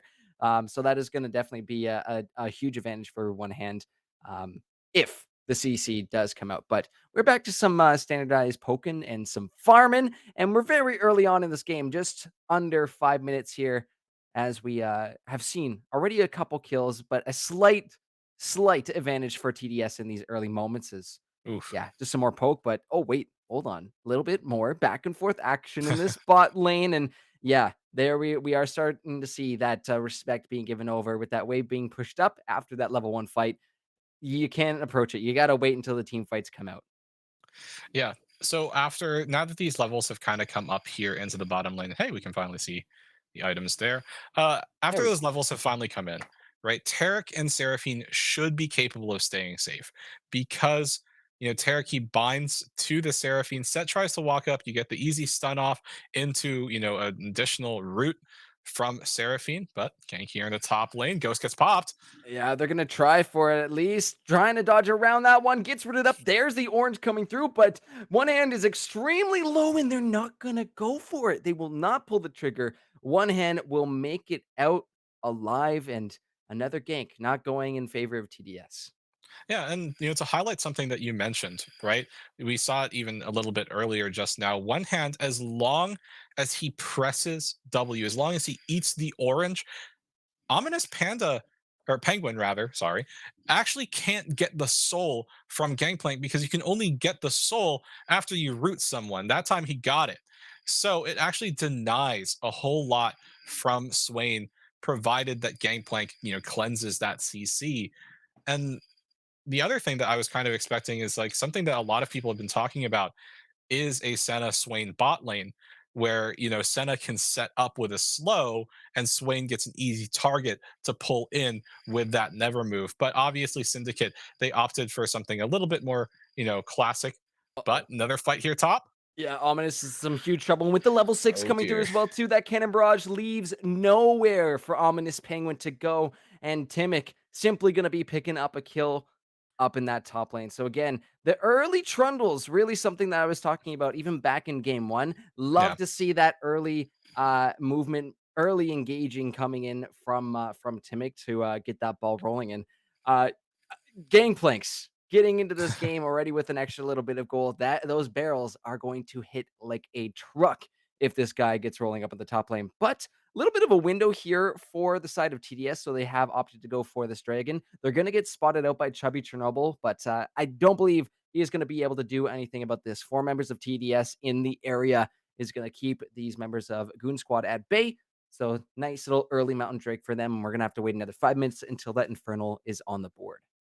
Yeah, Chubby can spot it out, but unfortunately, the rest of his team can't really do much. Nerf Snugglebutt was already very, very low on mana, hasn't gotten the first back yet off on the Seraphine. But then, in addition to that, Timic and Only Magical Girls a little bit far away. And that actually gives us an opportunity to talk a little bit more about this Talia pick. The rank 1 ultimate on Talia is much shorter than what everyone might remember it to be. It's not easy to roam with it. They really nerfed Talia's roaming ability. Oh, Mhm. no, no, not Oh, too much they're happening just there doing in a bot little lane. bit of dance in the bottom. Yeah, Uh, no bites though. yeah, but so they nerfed a lot of Talia's ability to roam in favor, like even her passive gives her less movement speed early on, but in exchange, she feels so much healthier as a laner. Really just the champion in general feels a lot better to play. So yes, she can't make the same moves that she used to be able to on the map early on, but it's a worthwhile trade for a whole lot of people to have the champion be playable in lane once more. Uh, Other thing that works out in the favor of GSG, they get that early Rift Herald, so now they can really keep pushing those lanes. And something that you mentioned earlier, Gurf, Gangplank is a champion that when you're even on CS, you're actually ahead on gold. And one thing that works out in one hand's favor is he already has a kill in the pocket and he's ahead on CS. So this Gangplank Yeah. going to be scarier and scarier into that mid game. Yeah, that's definitely a lane I've got my eyes on. Has the Sheen pickup already, has the Caulfields already. Hmm. Potential Triforce? Oh no, we'll have to see as this Wants the one barrels, comes man. through. Yeah, it's gonna be gross when those barrels can really hit. And there's a couple of squishier members too, as you can see already, taking a sizable chunk out here. But I don't know if they. Oh yeah, I think they spotted out Timic trying to make his way into that bot lane. Yeah, you can see again, respect from both sides in this bot lane. They know the potential of either side to get the business done, and especially with Timic being down there, he has been quite successful so far in his ganks. You do have Super Square up in this top side, just clearing out some vision. So at least you have Goon Squad knowledgeable of where this Olaf is right now, and might be able to set up, safely clear your farm out, safely clear your jungle out without this being too much of a threat. As a little bit of trading between these two top laners. Yeah, I mean, for as much as things not working out amazingly well for Syndicate in a variety of ways, one thing that is working in their favor is that Super Square has been able to just farm a whole lot faster than Timic thus far. Timic really trying to emphasize Trundle's ganking ability, but if you overstay your welcome, you wait too long for something to happen, then your jungle is just going to get completely eaten up by this Olaf, who has a pretty darn decent clear. And yeah, Super Square Mhm. just smites that away, gets that additional gold in his pocket, and now Timic has to respond by looking for some counter jungling opportunities for himself, because you can already see getting close to a 30, CS deficit in the jungle doesn't feel anything remotely good. Yeah, getting a little significant too, because talking about snowballing champions, Olaf is another big one Mhm. that's out there on the Rift tonight. And you're absolutely right. I like the fact that he didn't.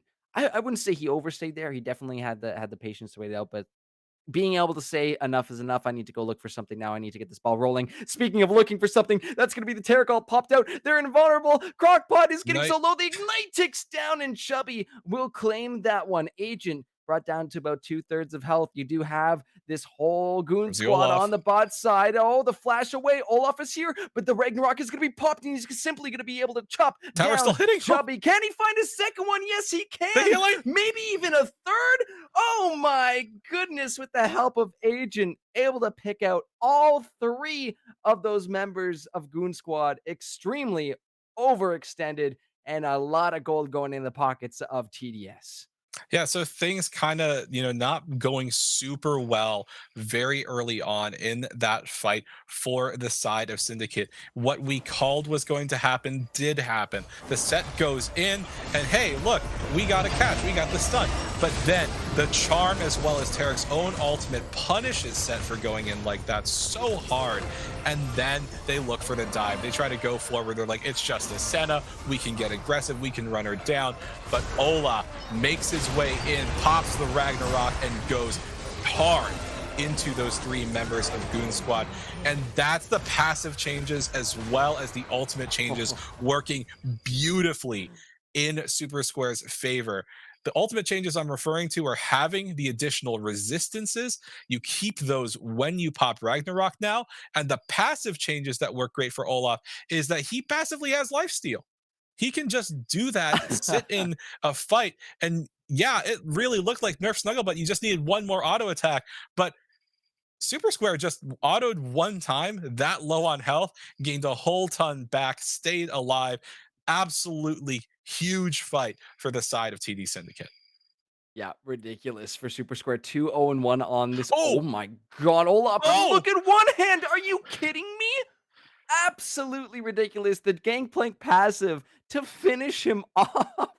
Oh my goodness. Another kill up in the top lane for one hand. And now we've got two scenarios. Two snowballs are rolling. One in the top side for Goon Squad and one in the jungle for TDS. This is going to be a very scary game for either side. You got to be careful with where you're stepping. You do not want to be caught out by a random Olaf axe or a random Gangplank barrel because these guys are going to start to do so much damage. You can see Super Square back up in this top lane again, but simply just going to farm up. This is already turning or looking like it's going to be a spicy one, True. Yeah, absolutely. Like when you think about the gangplank, one thing that like another additional advantage he has. Oh, wait, fight mid. Oh, yeah. Yeah, that leash from Lemon Sap was able to Oh, go the slow. off. Super Square is going to get the reset on the axe and brings only Magical Girls down to just less than a quarter of that health bar. Oh, Oh, wait, the oh, Dawning there it is. Shadow! Agent from downtown, baby! You could not ask for a better, more precise alt. Glorious, glorious. Somebody get their clips ready because that one is deserving of it. That's 100% blind, right? You don't exactly know where the Talia is backing. You know that she's low, and it was just a slight clip. Only Magic Girl is not paying a whole ton of attention, thought he was out, but that's why you have to be careful of a global ultimate. And speaking of global ultimates, that's actually something that works out additionally in one hand's favor because he can kind of stay in lane and just throw his ultimate into any lane, but he's getting pressured right now. I think potentially in Ooh. way over his head there as one hand gets to meet up with Super Square officially in lane. And yeah, we're gonna see that Triforce Olaf how truly strong he is because that gangplank just evaporated once Super Square made it into lane. Again, keeping that ball rolling. It is gonna be a little bit of a setback for that gangplank, not too much because he is sitting already on quite a few items for himself, but it does give TDS the option to go for this Herald. Only Magical Girls might be caught out, but uses the flash to get on over that wall. And Agency 6 going to be blocked up by that pillar. So Timic rotating everywhere to help out his team. It's lovely stuff. But now this Herald is in the hand of TDS. So let's see where they're going to be putting it down. Yeah, second Herald. Oh, is that yeah? Mhm. Getting the Herald there, not as vital as the first Herald. You don't get any additional plates, but what it does do is it can give you the opportunity to get a lane pushed when another objective spawns. So obviously the most direct one here would be the Baron, and then you can generate some pressure on the map when you need to, or if you win a fight just in general, you can look for something. But talking about this, Olaf, as you said, 302 already has the Triforce completed, is a complete and utter menace. So Goon Squad, they have to be careful. Just like Oh, because this Olaf exists, you can't really look for a commit. They have to play no. around what they have available. Cannon Barrage not available on one hand quite yet. So I think they just need to play it safe for now. Like they see where the Olaf is. You're absolutely right. Play it safe, play it slow. Your team fight is going to be superior, especially with that Tarek alt on multiple members. You will be able to deal with that Olaf a lot better. However, things are going to be scary. That Senna W is putting in some nice work, so we'll stop Chubby from looking for any stunts. However, Magical Girl, oh, almost taking the wrong path there, almost gets caught out by Square. However, in this top lane, one hand able to pick up that turret, able to get that gold for himself and his team. And now we will see the Herald going down in this mid lane. However, Cannon Barrage is up. Timic is on the way here. And we're going to see them probably just go ahead and make sure Shelly is taken off the map rather than looking for any picks. Because, yes, again, respect on both sides are being given. We can see these players, they know something's up. They know someone's coming. There are wards in the river as well, too, which I love to see. But they are aware of let's not hang out. Let's not overstay our welcome. Come, we'll get some damage on the turret, and then we're out. And if you're in Syndicate spot here, oh, Wait, what did I say about getting cut out by the Olaf axes? That's it.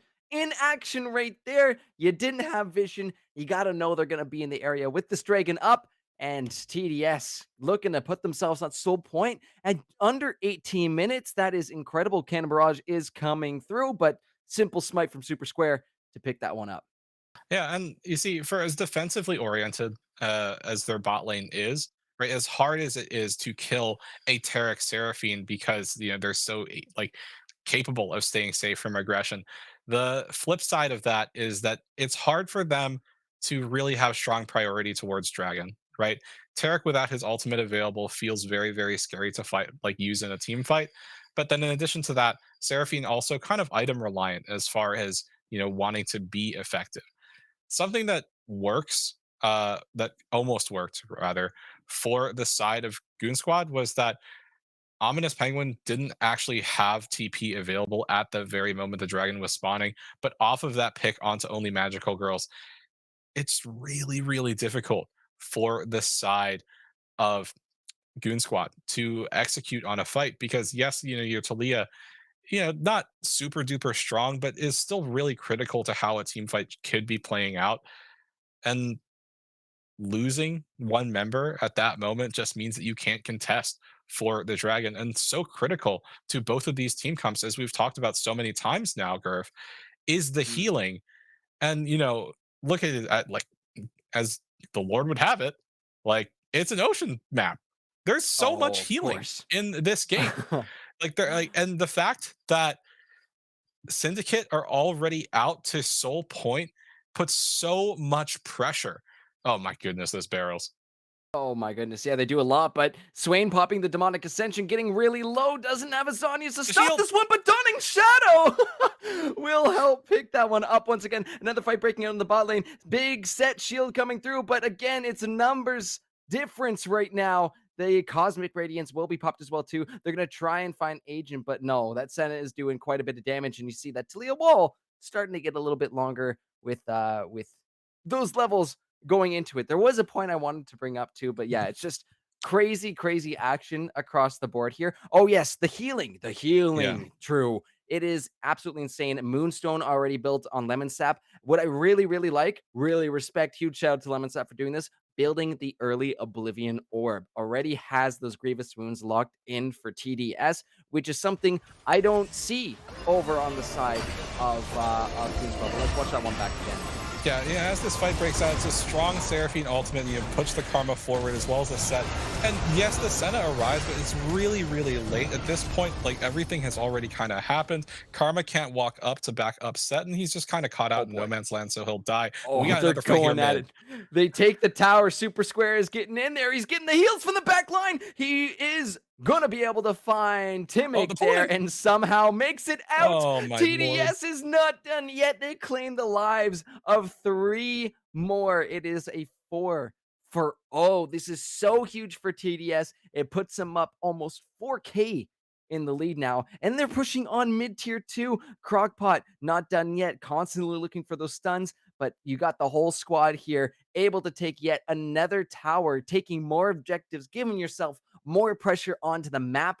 And TDS have flipped a switch comparatively to game one. This is not the same TDS that we saw earlier this evening. They are playing so clean together, they're playing so well together, and I love the aggressiveness that they are pushing forward with alongside Super Square's Olaf.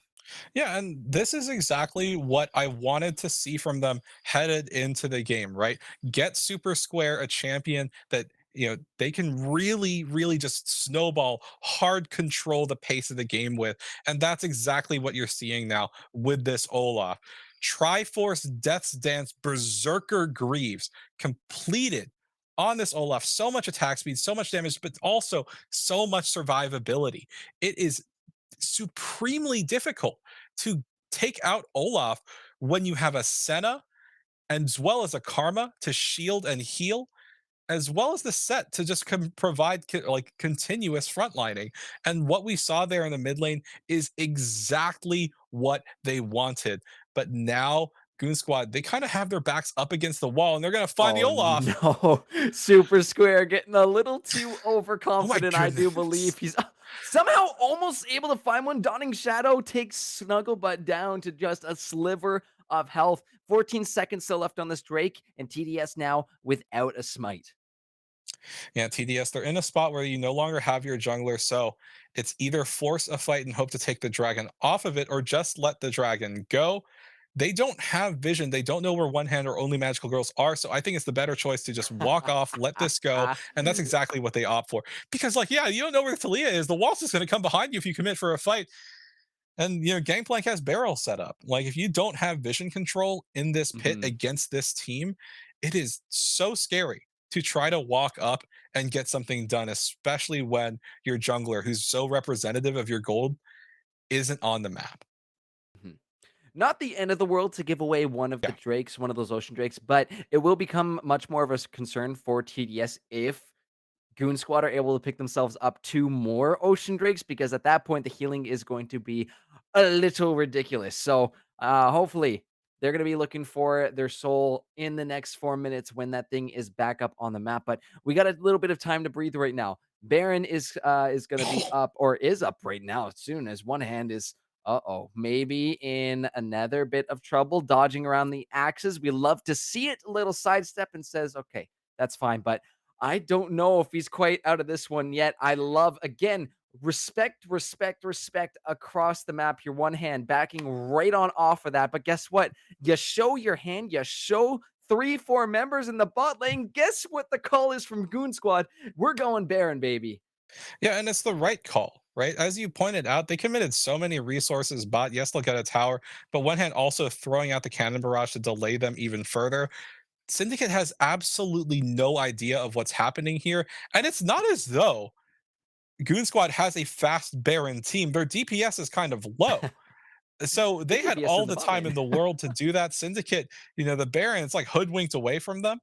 And it's now like the gold lead is actually much closer than it was previously. Unfortunately for Goon Squad, their Baron buff Oh, will expire by the time the next this dragon is spawns, but they got to get scary. something done Oh, now. Cosmic Radiance comes out. That's going to be the showstopper into the back line. Ooh, the Encore ripping through multiple members of TDS. Those barrels are doing huge damage, but look at Super Square running Olaf, around the back line. He's able to find 2.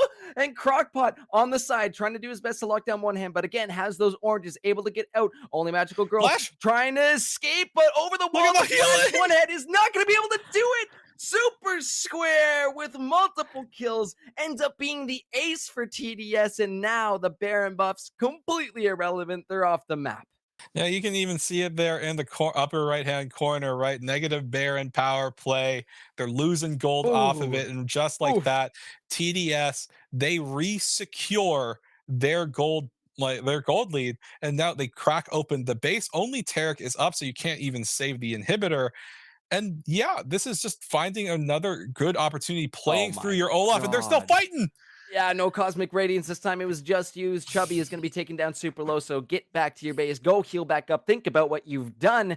And TDS walking away with that mid inhib tower and the inhibitor itself, Mhm. does potentially give that angle to Goon Squad to turtle in for the next 5 minutes to soak up as much experience as they can. But yeah, this one caught up by Seth. Lovely start to this fight. Yeah, you forced the Tarek to immediately use that Cosmic Radiance, immediately flash away, but it didn't actually hit the Trundle. It didn't hit your jungler, so Timid gets completely evaporated. Olaf capable of controlling and destroying this fight as he pops the Ragnarok, runs the Goon Squad down, and you can see here, right, one hand on the side, Oh tries to my flash god. over, get a crit, and take Olaf out, but with the additional resistances as well as the healing, it is impossible to get that done. I think the only thing one hand could have done in that situation is if he had the barrels available, get a barrel combo in, burst the back line so there's less healing for the Olaf, and then try to get your fight in. But it was wishful thinking, and now Goon Squad, this team that like everybody was thinking, okay, this is a pretty clear favorite for Group B, is getting eviscerated by Syndicate. Mhm.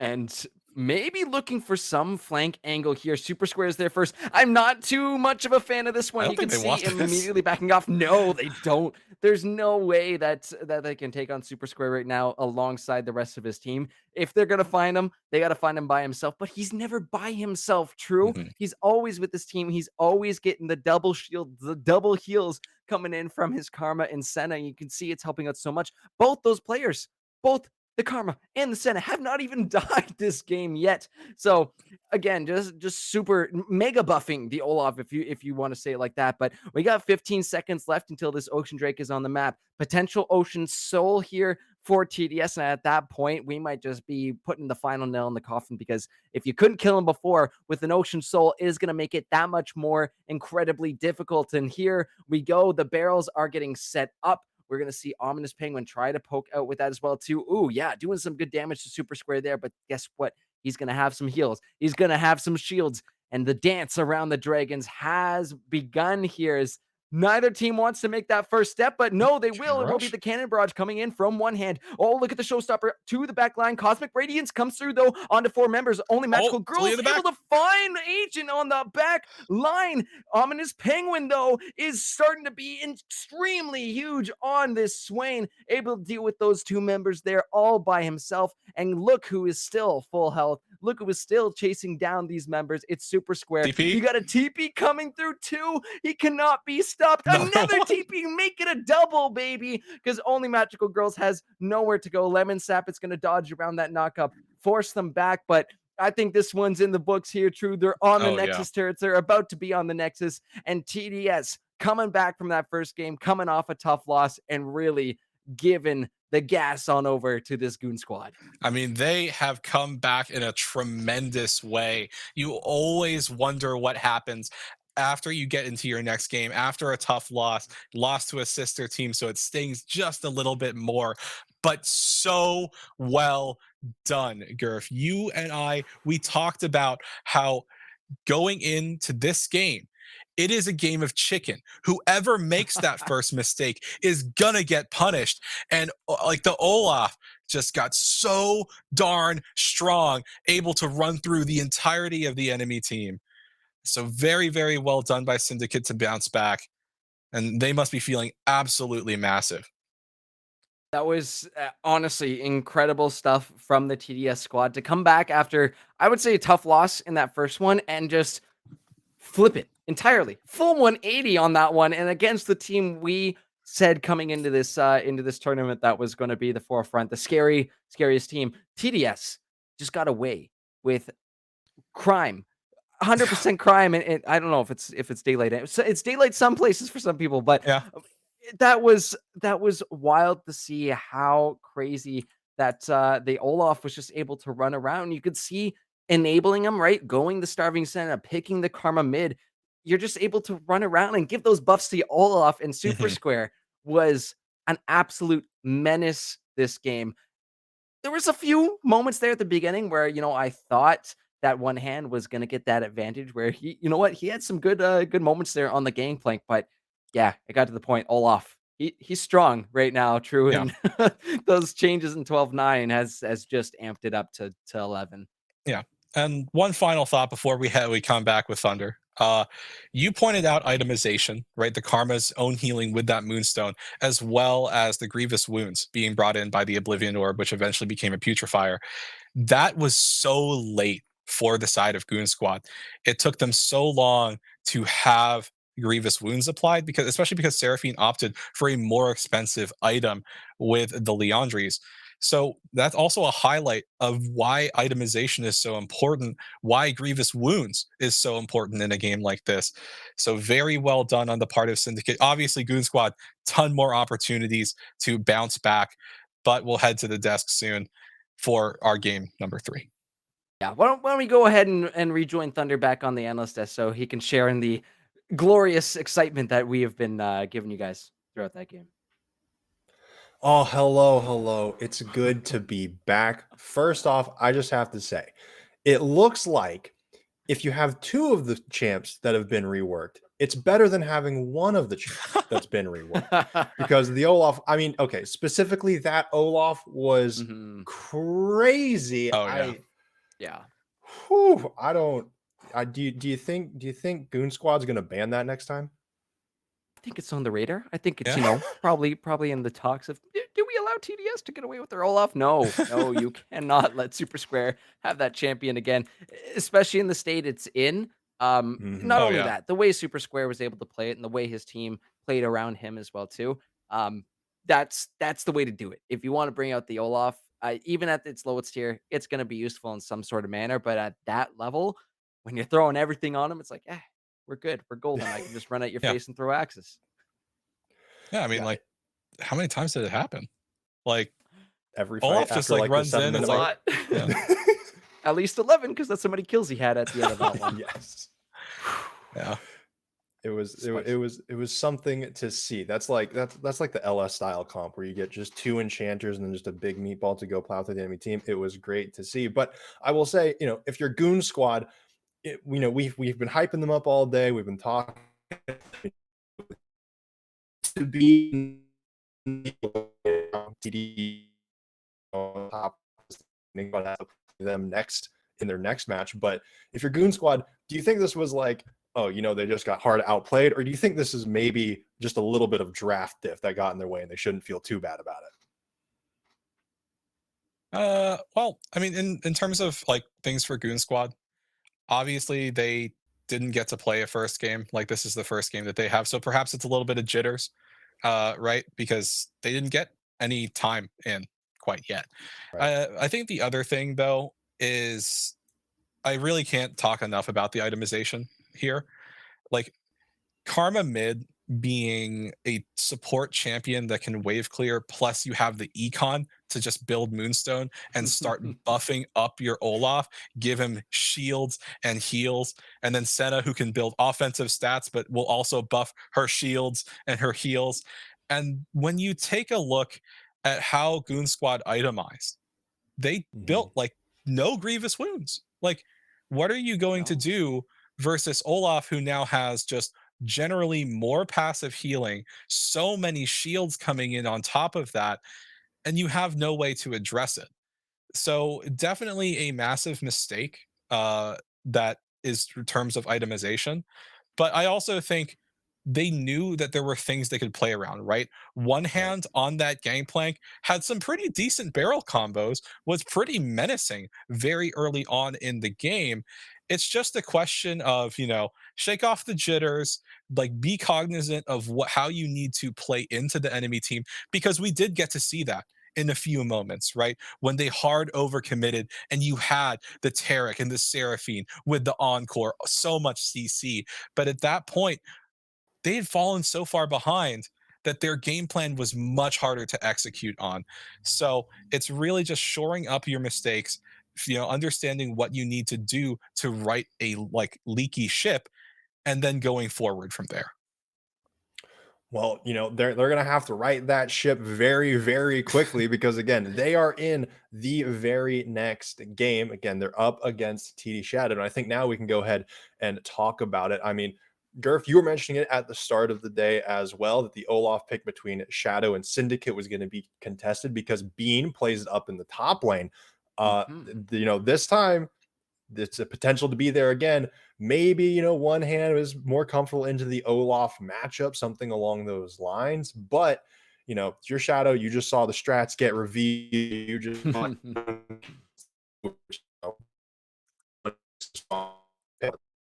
top focus matchup because I'll be honest, we also have Jesus Juice coming back, by the way, who went like 11, 4, and 7 on the Trundle or some crazy number in that game, number one. So I'm excited to see those top lane, or the top half of the map pop off. What are you thinking, Gurf? I'm thinking it's gonna be another banger in the top lane, especially the way One Hand was playing in those early moments. Like we got some skill up there. And second rate sniper did really well also top lane, considering they swapped from ADC to the top lane.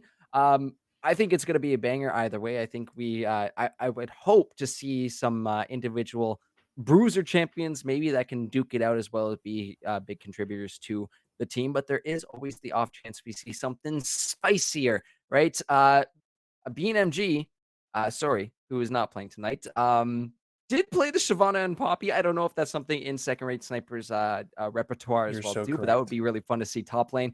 One hand did bust out the Mundo during ZGG finals, which can be an absolute menace if it gets tanky enough. Potentially the Kale we see up there, which I personally went against a Kale today and she just split push us to death. And there's really not too much you can do about that. It is a bit of an unfortunate scenario, but is a potential option if we see a team deciding to go for a split push comp.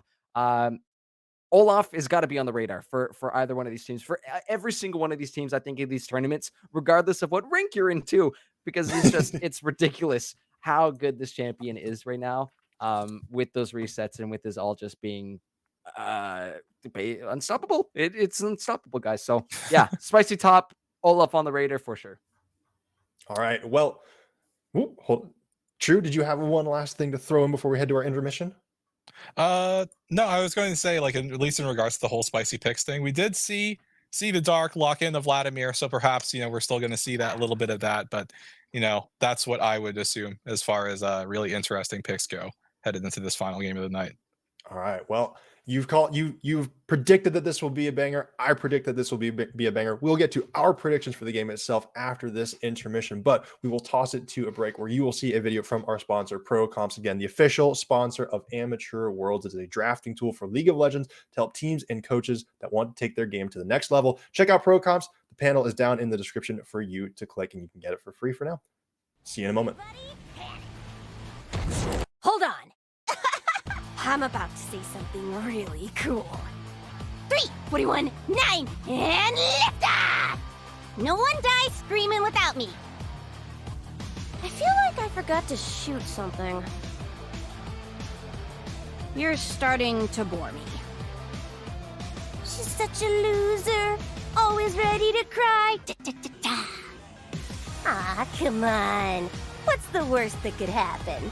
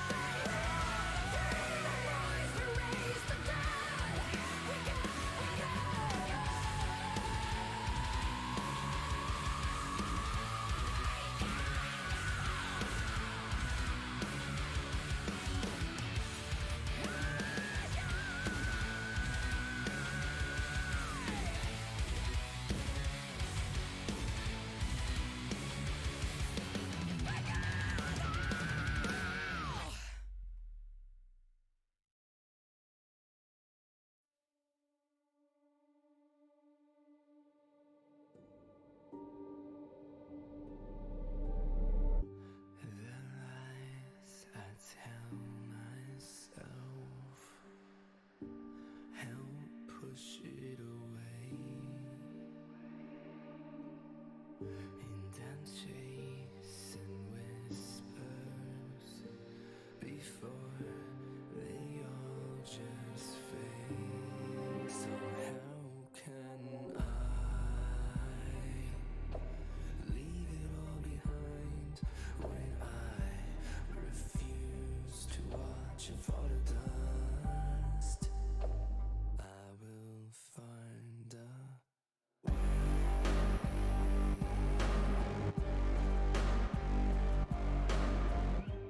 this porcelain mirage may start to break. Each piece a reminder, every single little mistake. So how can I leave it all behind when I refuse to watch it fall to dust? Tell me why it won't ever be the same. I'll burn it all, no matter who's to blame. I'll find a way. I'll find a way.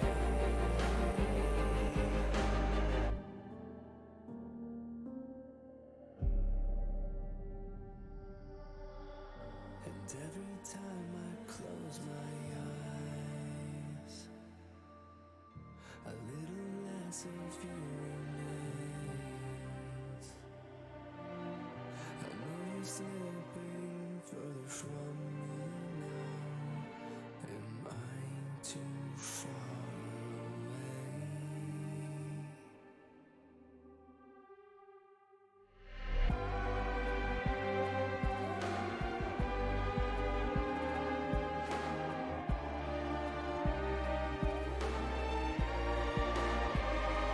Tell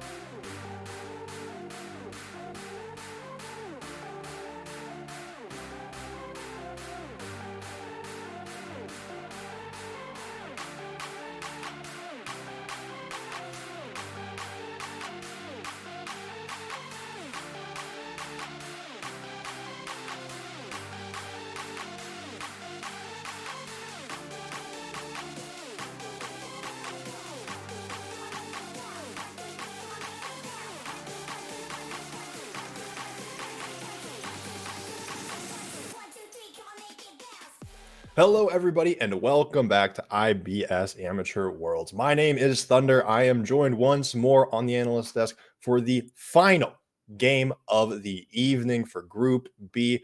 Gurf, True, they are with me today, but I have some updates from the other games from both this group and group number A. So first off, Coachless Tyranny, they have now successfully gone 2-0. They defeated TDR.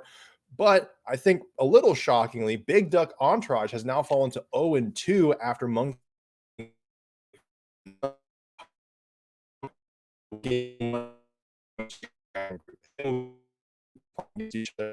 and over here, we have Goon Squad up against Shadow, TD Shadow. If TD Shadow wins this, they're going to be at the top of the group sitting at 3-0. Goon Squad, they want to salvage at least something out of this one, trying to keep that top dog status. And I just want to go ahead and get right to predictions for this game. Goon Squad, TD Shadow. True, I'm starting with you. Who do you think's taking this one home?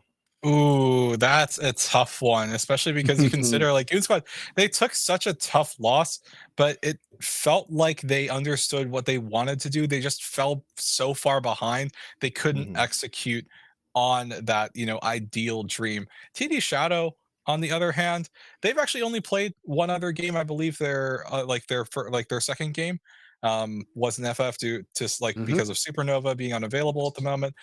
So both of these teams actually only have one game apiece.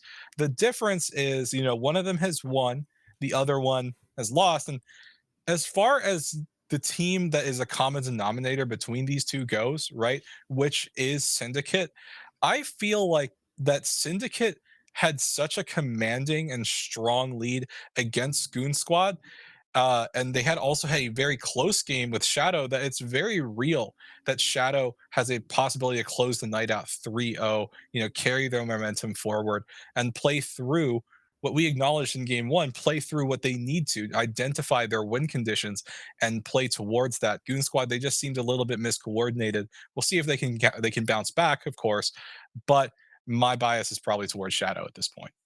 All right, we got one for Shadow. Gurf, how you feeling? I think we're gonna have to make it 2 for Shadow. That first game was really clean by TD Shadow. I mean Zircon on that Jinx was just all over the place. Was by all over the place, I mean in a good way.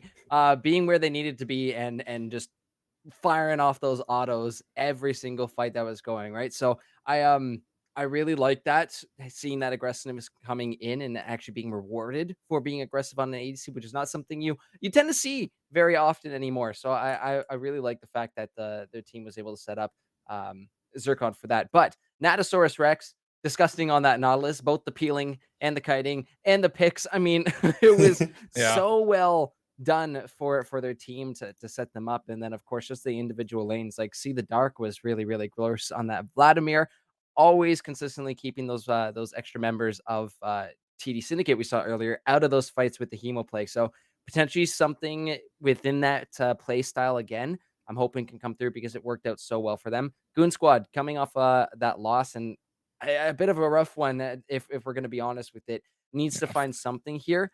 I'm hoping they can make it a close one, because at this point, right, mental is going to play a huge part. But it is only day one, right? Getting to know the Yeah. teams, but either way, every single win you can find is going to be huge. So hopefully, our predictions are correct again. Yeah, I mean, hey, you know what? I'm gonna be honest here. I want to try to keep a nice balanced desk where we get, everyone supported. But I mean, after that last game and after how Shadow looked, I think I'm firmly in the Shadow camp as well. But even if Shadow do win, Goon Squad is not eliminated. Nobody is eliminated Yeah. today. Next week is, essentially the elimination match for the groups. So, but getting top dog, getting those early wins gives you a lot of extra leeway. There's no room to breathe if Goon Squad do lose this one. But the draft will be starting up here in just a few minutes. Gentlemen, this is your last cast of the day. Make it an absolute banger. Take it away.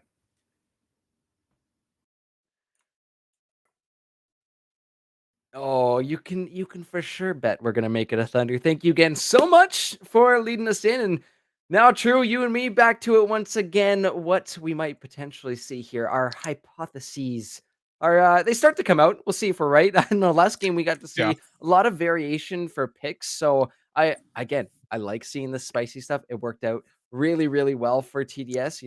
Flinging all those picks around. But do we see Goon Squad or TD Shadow potentially bringing out something that's a little less than meta in any particular lane?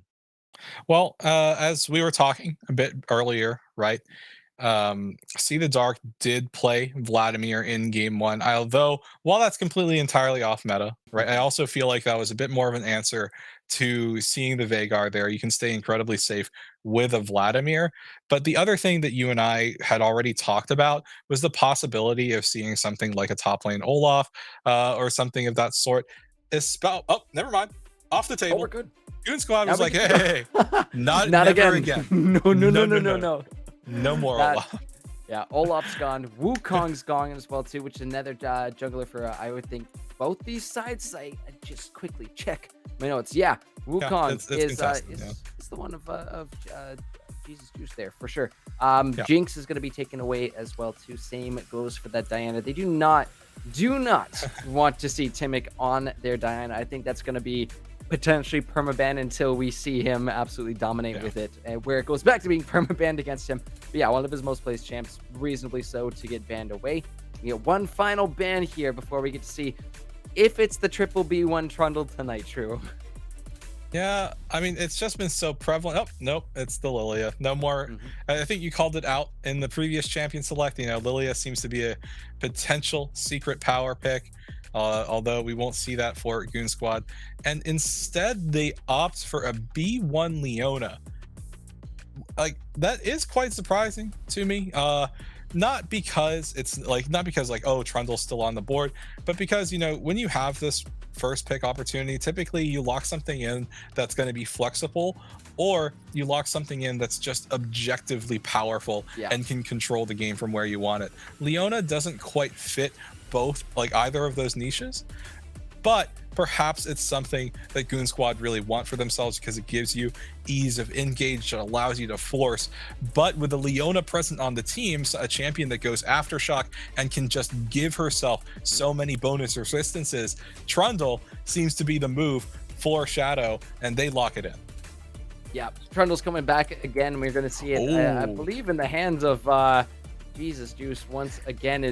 There it finally is. Was on the radar tonight for Natosaurus Rex, that Renata Glass coming out. So I'm very excited to see how that's going to play into this team. And now it makes it a little bit more interesting for Goon Squad and what they're going to pick next, because it does become a little scarier if you have these big, heavy autoers. But oh my God, the Zac, the Tristana are coming out, and this, my friend, is giving me some vibes back to that game one in the ZGG finals where the Zac was there, the Tristana was there, Leona came out in game two. But either way, this are three champs that this Goon Squad is fully capable of taking with and running with that game. I think we need to keep our eyes especially so on the jungler for Goon Squad Gaming on Timic there, because their Zac is nothing more than the most massive initiator I've ever seen. However, that's a real big pick there, True, in R3. Yeah, so to break down like everything that we just saw, Goon Squad are going for that whole dive buddy composition, right? Tristana can jump in, Zac can jump in, Leona can follow up, or she can set things up so Zac doesn't even have to worry about getting a good slingshot off. But to talk about what we see here for the side of Shadow, you see this Misfortune paired with a Renata. As you've already said, Renata is kind of something that we were waiting to see for a little bit, but Misfortune is so interesting here because she's just generally immobile. If you damage her, she loses that movement speed, which means she's much easier to hit. But in the ideal world for Shadow, MF can stay on the side of a fight or just outside engage radius and can have a massive bullet time, and in theory can hard punish GSG overcommitting into a fight. But we are through with those other bans. GSG opting to take away a whole lot of frontline potential from Shadow. No Ornn, no Malphite. Shadow, on the other hand, no Gangplank for one hand, no Rumble, but that does mean they get a magical girl in the mid lane. They get that Lux.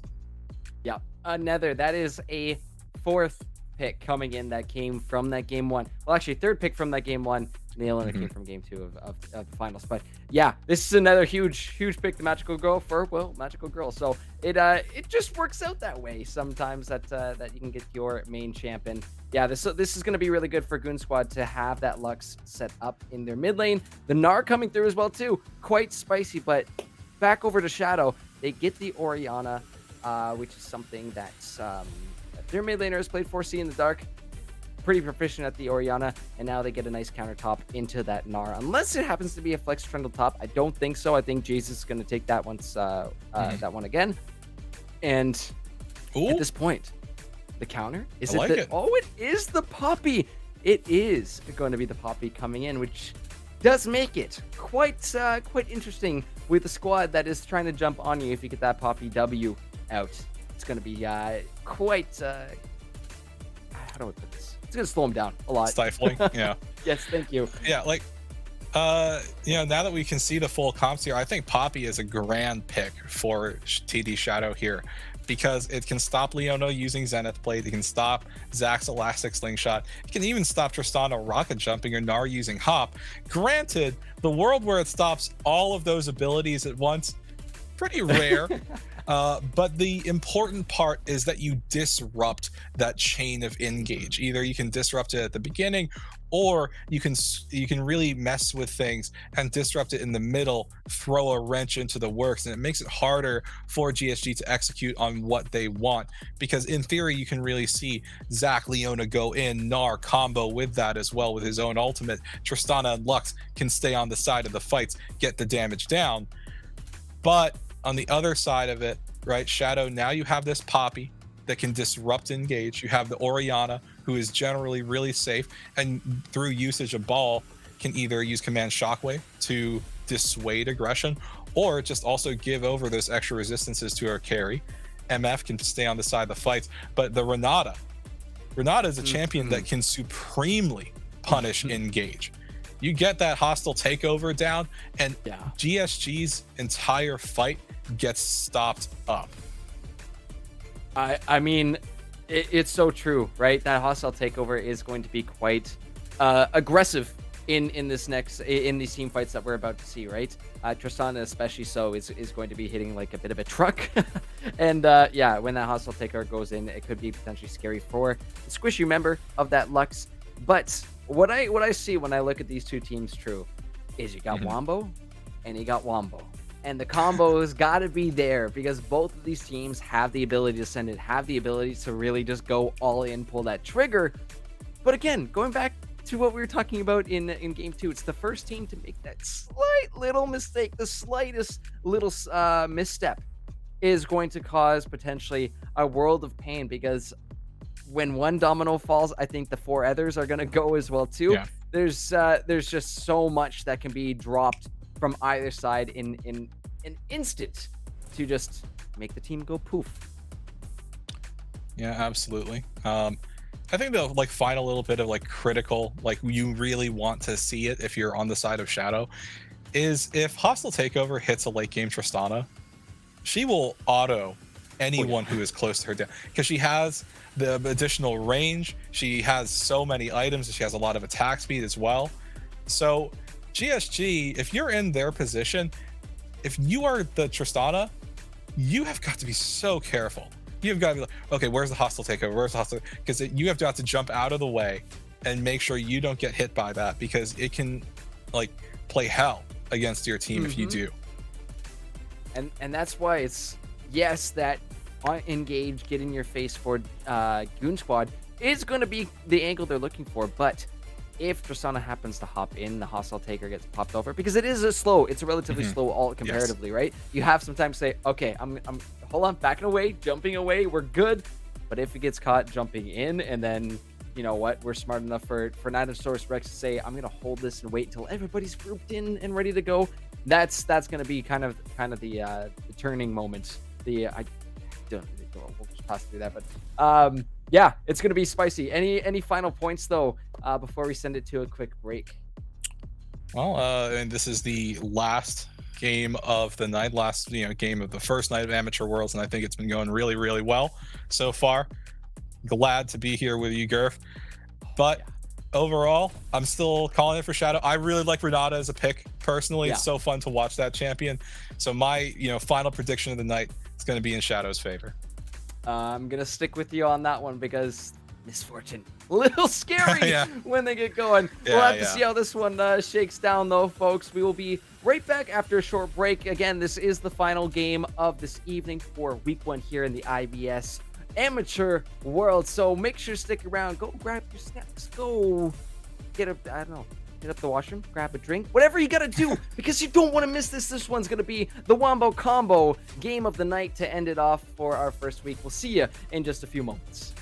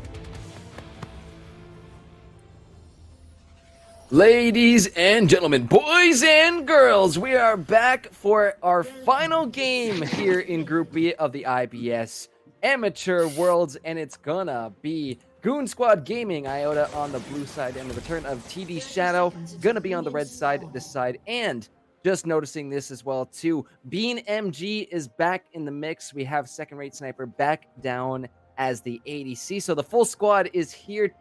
True. And we get to see these two teams duke it out for, I think this is the first time, first time they're meeting today. But let's see if Goon Squad Gaming can show us they are that team we were looking towards in this tournament, or if TD Shadow has plans to go just 3-0 tonight. Yeah, and taking a quick inventory of those keystone runes, nothing too shocking taken by either team here. As you said, TD Shadow playing at 100% strength. Bean is there in the top lane as well. Second Rate Sniper at AD.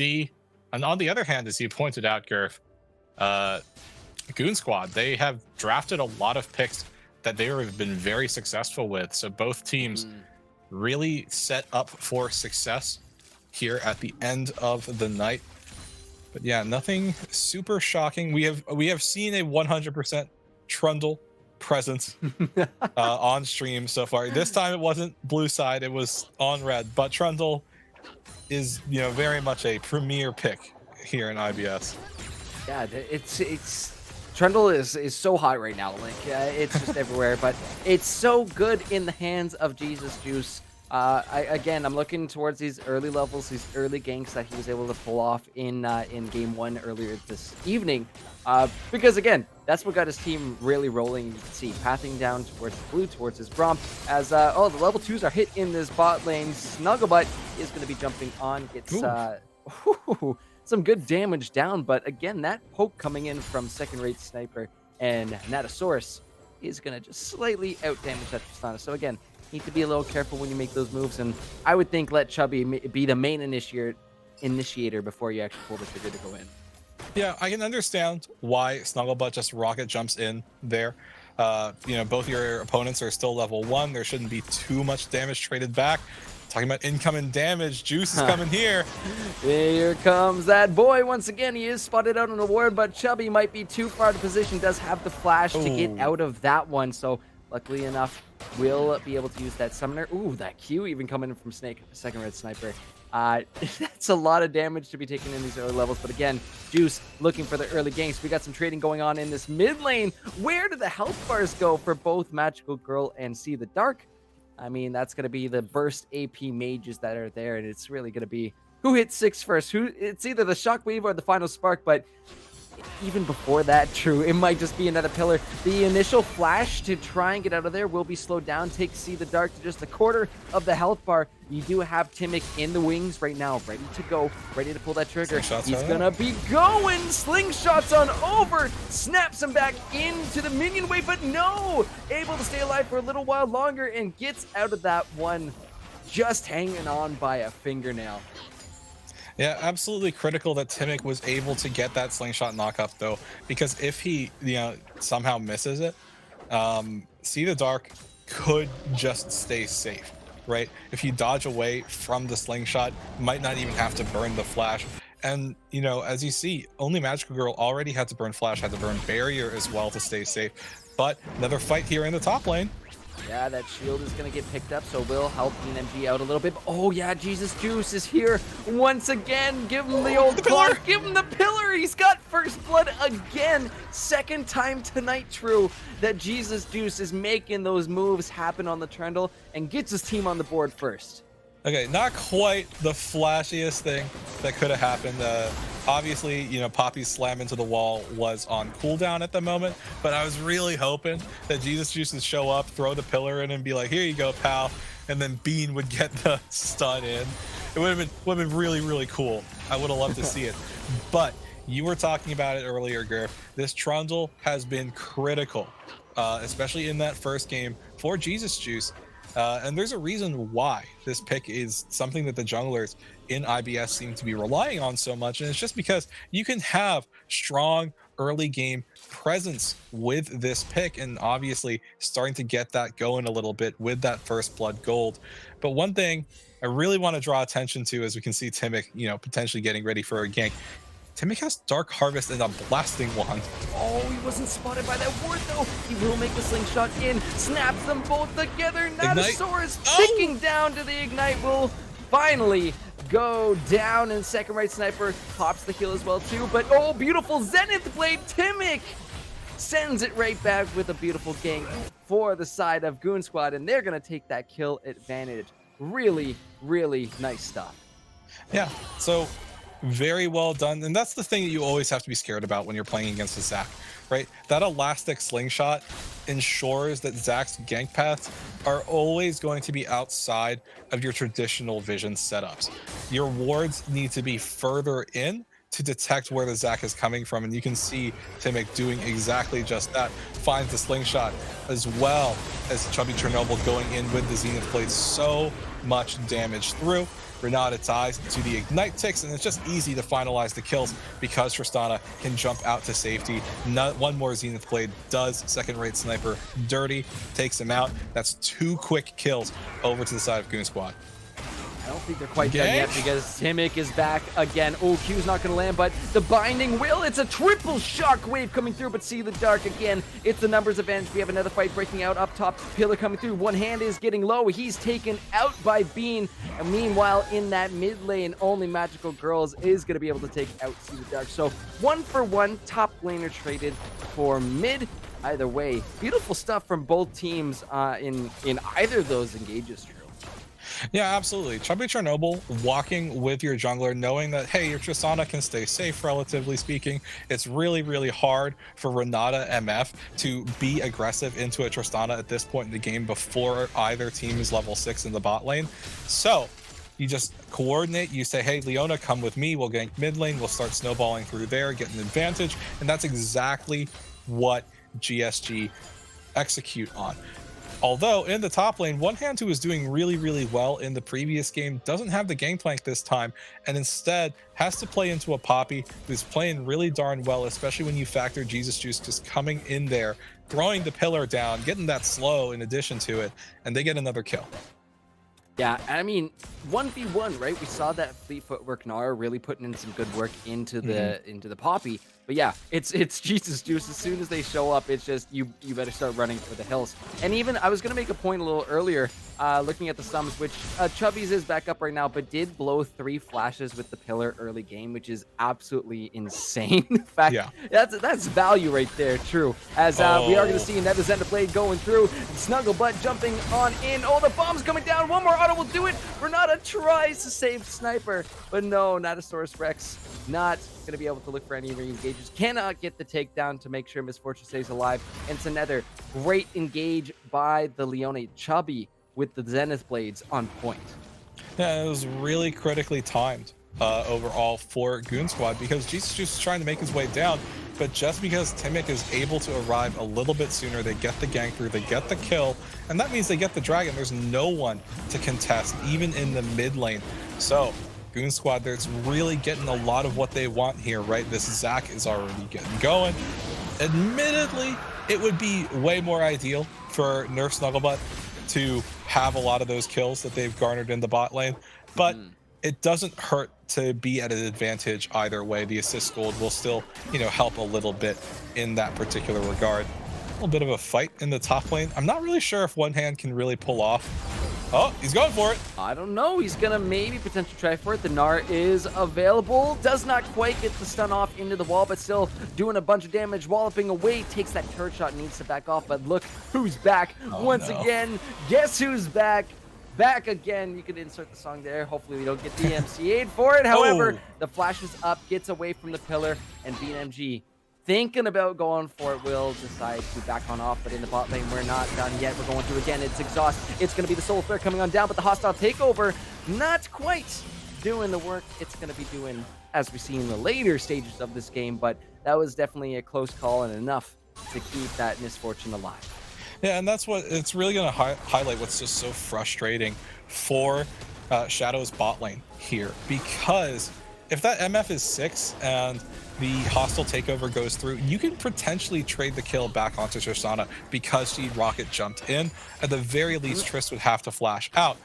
But, oh, this is another jump in. Oh, she's going on in. It's going to be the bullet time as well, too. Bounced away with the buster shot. And Nerf Snugglebutt will interrupt the Misfortunaut, will find the kill, and does it by themselves because Leona's all the way up at the Herald right now. Yeah, and that's also what's so critical. When you play Tristana, you have to know your damage, and that was also through the exhaust with the bomb, like using the bomb that combined with the buster shot means that even through exhaust, second rate sniper dies. They tried to get the bullet time damage through, but ultimately the MF has gone down to 0-3. It's really, really tough it's going to be really, really tough rather for TD Shadow to fight back from this position if their bot lane falls super far behind, even when you have a Renata on your team. Oh, Jesus Juice is in some serious trouble right now. Oh, the final spark coming down, but he stole the Herald. That eye is still on the ground right now. Bean MG needs to get out of this as well too, but he's got nowhere to go. 4 members of the Goon Squad jumping on him too, but the Herald was denied. A nice little smite coming in from Jesus there just to secure it at the last possible moments before he was taken out. So 2-0 in the favor of Goon Squad, but TD Shadow at least able to take off a pretty significant objective there. Yeah, they get that first Herald, which means they now have the opportunity to still pop it for turret plates at this point in the game. But it was a really bit of a hero move for Jesus Juice to just go in like that, right? He has no support. You know it's a one-way trip. Gets the smite off, gets the kill. There's nothing that Bean can do in this position, though. But what is critical is that he distracts all 4 members of Goon Squad. And then See the Dark is like, okay, I can just grab the eye, and then walks away. Obviously, not great to keep losing members now. TD Shadow, 2k gold deficit, 12 minutes in, doesn't feel very good, but they're not giving things up for free at the very, very least, which is good. It's important to continue to fight. You just don't want to like continue bleeding super hard. I love that for the side of TD Shadow to be able to sneakily just creep on in, pick the eye up, and come out. Something I missed on the first time round there, but yeah, really, really critical that they were able to do that. Is it will get dropped in the mid lane. See the Dark is gonna have to head on out because Timic not gonna let that one go for free, but still picking up some significant gold from those turret plates is gonna be quite nice to start them off, and does settle out that gold lead a little bit more. Still 1.5k up here at 13 minutes into this game. We've got another dragon on the board in less than a minute now too, but I think the setup is coming through because Jesus Juice is down here. So are the members of the Goon Squad. Is the Solar Flare and the Final Spark coming out. Where'd they go? Snugglebutt, you're doing so much damage back there. The Goon Squad coming through, showing us why they are the champions of ZGG, and they have really started this game off incredibly strong. Yeah, and I think one thing that's just so critical there is that Jesus Juice, Second Rate Sniper, and Notosaurus all thought, okay, look, there's the Leona. We get the Subjugate down, but another gank in the mid lane. They're gonna look for it, doing a little bit of fishing. That Shockwave will pull Timic back once again, but oh boy. See the Dark getting back over to his side. This is a little aggressive from Chubby. I don't know. He's gonna go for it, and you know what? I respect the fact that these guys are sending it at every single moment as these top laners are going to find themselves in the river. You do have these members of the Goon Squad coming up, so Bean, you can't stay here. The Keeper's Verdict is available, but the flash is going to be popped. However, over the wall they go. The final spark is popped, and so is Bean MG. Is Timic finding himself yet another kill, but in the bot lane, ooh, Snugglebutt getting a little too aggressive. Oh, no. Renata not going to be able to find the exhaust coming out as well, too. Second Rate Sniper had already used the bullet time, but thankfully, the slowdown with the Misfortune E will allow Notosaurus Specs to pick that one up. Now you got pushing on both the top and bottom turrets, along with this Hextech Dragon up. Yeah, it's great that that for TD Shadow that they're able to find that shutdown. Granted, it goes into Renata's pocket, but the important thing is getting something back when you are in a disadvantageous position. One thing I think is kind of really worth pointing out here, Bean is... Oh, Final Spark TP also being used? Vision, it's the stay away ult there. Yeah, it's a zoning ultimate. It's a zoning ultimate. Oh, but they're still forcing. A zoning Solar Flare? No, they're fishing and constantly fishing.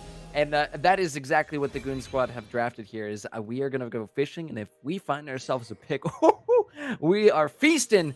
And yeah, they're constantly, as you see, they're harassing, see the dark in this mid lane. That shockwave is available, so it does become a little bit scary trying to dive that Orianna under tower, but they'll back off. They pick up a dragon, and they just continue to extend that gold lead, as we saw a couple seconds earlier on that graph. 2K up here at 15.5 minutes, still quite significant. Yeah, quite significant, absolutely. I think one thing, though, that Goon Squad, you might argue that it's a little bit of a misplay on their part, is finding such a hard advantage in bot lane and transitioning the Leona into mid lane on several occasions now, but then ultimately not really pushing super hard. Oh, that was a nice little dodge. Oh, he actually tried to jump there as well, too. Poppy stopping him in his place. And yeah, you can see already, he's there. He's ready to go just in case it breaks out anymore. Jesus hiding in the tri-bush there. And Timic is on the top half of the map. So again, these junglers are just in the right places at the right time. Both teams just really doing it. Oh no, caught up by the binding. The final spark, man. See you later! Only Magical Girls showing us why that Lux was banned away in game 2. My God, where did that Orianna go? See, the Dark still had stopwatch available at that moment. Definitely could have used it No. in order to stay alive, but wanted to prioritize getting the ball and pulling Only Magical Girls into the tower. Unfortunately, did not work out well enough. And yes, that's also reflective of like how much attention has been given to this Lux. And I'm guessing you might have said, oh no, Gurf, because you saw what Only Magical Girls just picked up. It's a Magi Soul Stealer, 10 stacks already, 17 minutes into the game, working towards even more penetration, more AP for this Lux pick. She lands just a single bit of CC. Honestly, she doesn't even need to do that. No. As long as Leona or Zach are there to set up, it's easy. She's just going to keep eating. They feasted tonight, as you said. Oh, yeah. I mean, that final spark hits 3 out of 5 of these members of TD Shadow. You got to back off, right? Regardless, we saw earlier on that dragon, that final spark coming through, it's going to be used like that consistently because now level 11, that ultimate is level 2. You're going to have extra cooldown. You're going to try and do this again. Learning from the mistakes, he uses that stopwatch, but still, even the E comes out and takes that Orianna to about half health. So, see the Dark really in a tough spot right now. That range of the Lux is going to keep him at bay, and I think the only thing that really stays in range with that Lux or can keep up with that would be the Shockwave, and you don't want to be having to trade your ult for a Lux E every time you can try to get some fight. Yeah, and one thing that works out super well in Goon Squad's favor here, as it looks like they're getting aggressive on the snuggle butt. That's not. Oh, that was almost not in their favor. But again, aggressive Snugglebutt down the bot lane looking for any picks as we are going to have another gank up in the top lane. That's going to slow him down quite a little bit, but the Gnar into the wall will help out. Keeper's Verdict will send Timic back to the tower. And we're in the bot lane. Bullet time! Shredding through Snugglebutt as it will be Sniped picking up one. Beat MG. Still trying to make his way out of there, and he will survive. My goodness, that Poppy definitely a slippery Yordle to catch. And still, though, on the bot half of the map, that is TD Shadow finding a kill and now finding that tier 1 bot tower. So at least putting some gold back into their pockets. It's only a 1k gold difference at this point in time. However, those Heralds should be uncontested at this point, which is going to help Goon Squad here find themselves a tier 1. Potentially in that mid, even send it up into that top lane potentially for one hand to get pushing on the tier 2. Yeah, and this is actually something that I wanted to talk about a little bit ago.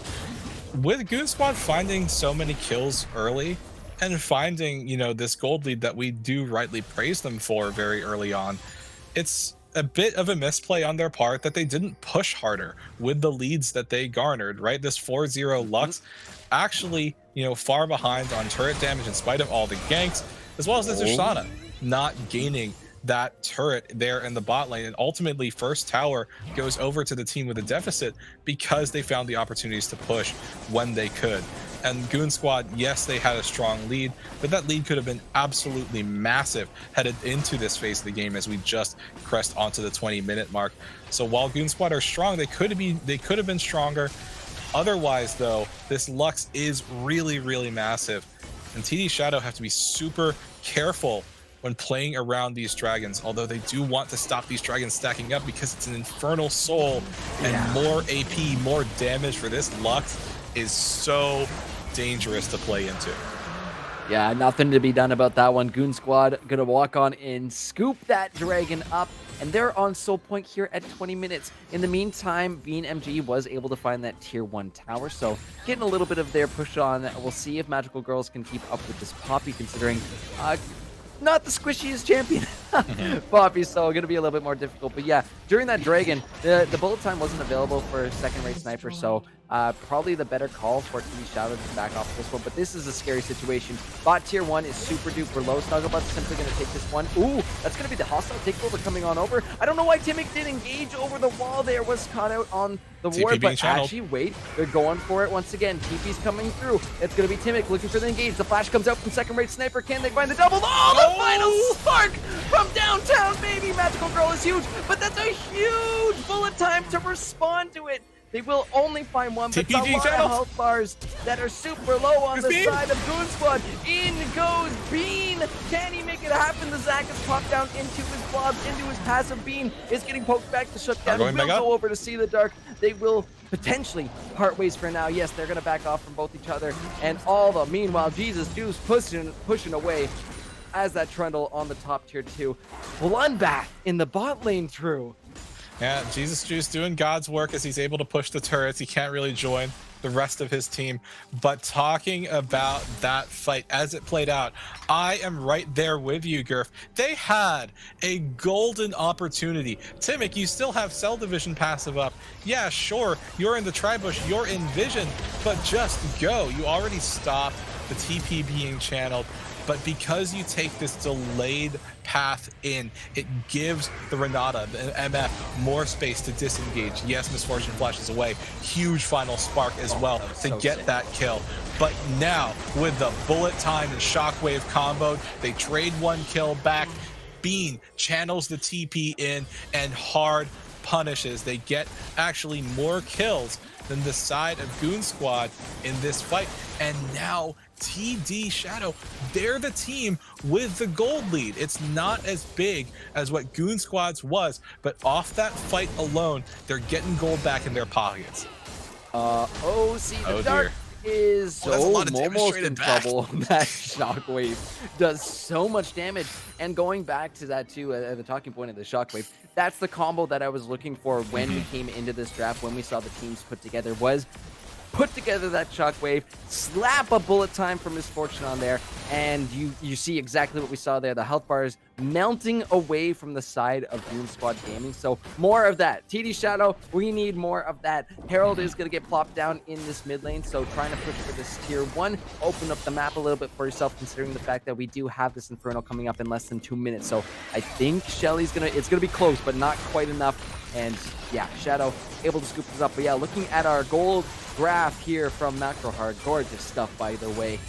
The lead back in the hands of TD Shadow. And let's see if they can run with that. Let's see now that they've got a couple kills on this Misfortune, have the Eclipse build as well too, that this lethality is going to start doing some significant damage in these next upcoming team fights, which I think about a minute 20 away from from the next one. True. Yeah, I mean, that also, like, time, rather, for the Dragons to spawn gives second-rate Sniper enough time to finish up that Muramana stacking. You can already see 354 mana stacked up, a little bit more, and you have that Muramana unlocked. Bullet time will completely and utterly shred through targets, so super critical that is starting to get wrapped up there for this side of TD Shadow. But if there is anything that TD Shadow needs to keep aware of, oh wait, forced fight, solar flare. You gotta be aware of those solar flares, because they're gonna catch you out. They're gonna pick you off. And yeah, the CC machine that is the Leona is able to find out that Renata. So that is there's going to be one support down for now. Lovely little pick there by Chubby. We'll be back up in time for this this Dragon. However, the big point is the fact that that hostile takeover was used in desperation to try and stay alive, to try and get them off of her. And I don't believe that is going to be available for this next Dragon fight, which could potentially spell Soul Dragon here for the side of Goon Squad.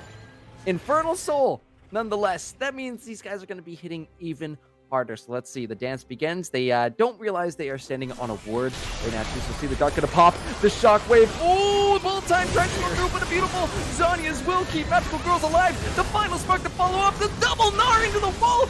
This is the wombo we dreamed about. This is the wombo we prayed for. And Goon Squad sending it fully. We love to see it. It's all gas for this Goon Squad. They're not quite able to see the dark, but my god, it's gonna be enough to get themselves this Infernal Soul.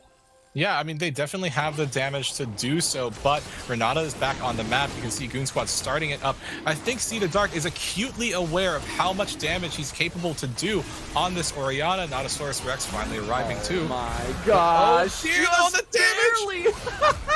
Renata shield plus the Orianna shield, just barely hanging on for dear life there. But yeah, you can see that cooldown. It's already halfway off a cooldown. That final spark, it is going to be insane, and in 2 more levels, I would say between 20 and 30 seconds. So yeah, let's watch that one back. Yeah, and it looked like a golden opportunity to make their way onto the Lux, finally get that shutdown, deny those Magi stacks, but at a last and critical moment, only Magical Girls used the stopwatch, or the Zanyas rather, not sure which one's completed, to stay alive, stay safe. And at that point, TD Shadow, they lost second-rate Sniper, who is still channeling bullet time, and the fight completely goes awry. The final spark hits like a truck. And yes, See the Dark is relevant. It was a stopwatch, by the way.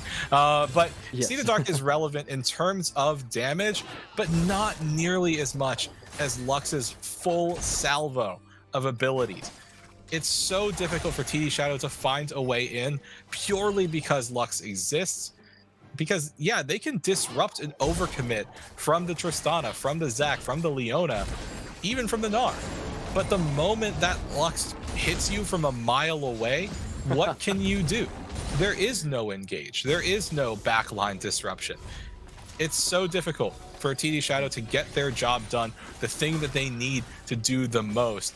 And honestly, it's looking like Goon Squad is going to blow this group wide open by making sure that no one has a perfect record in day 1.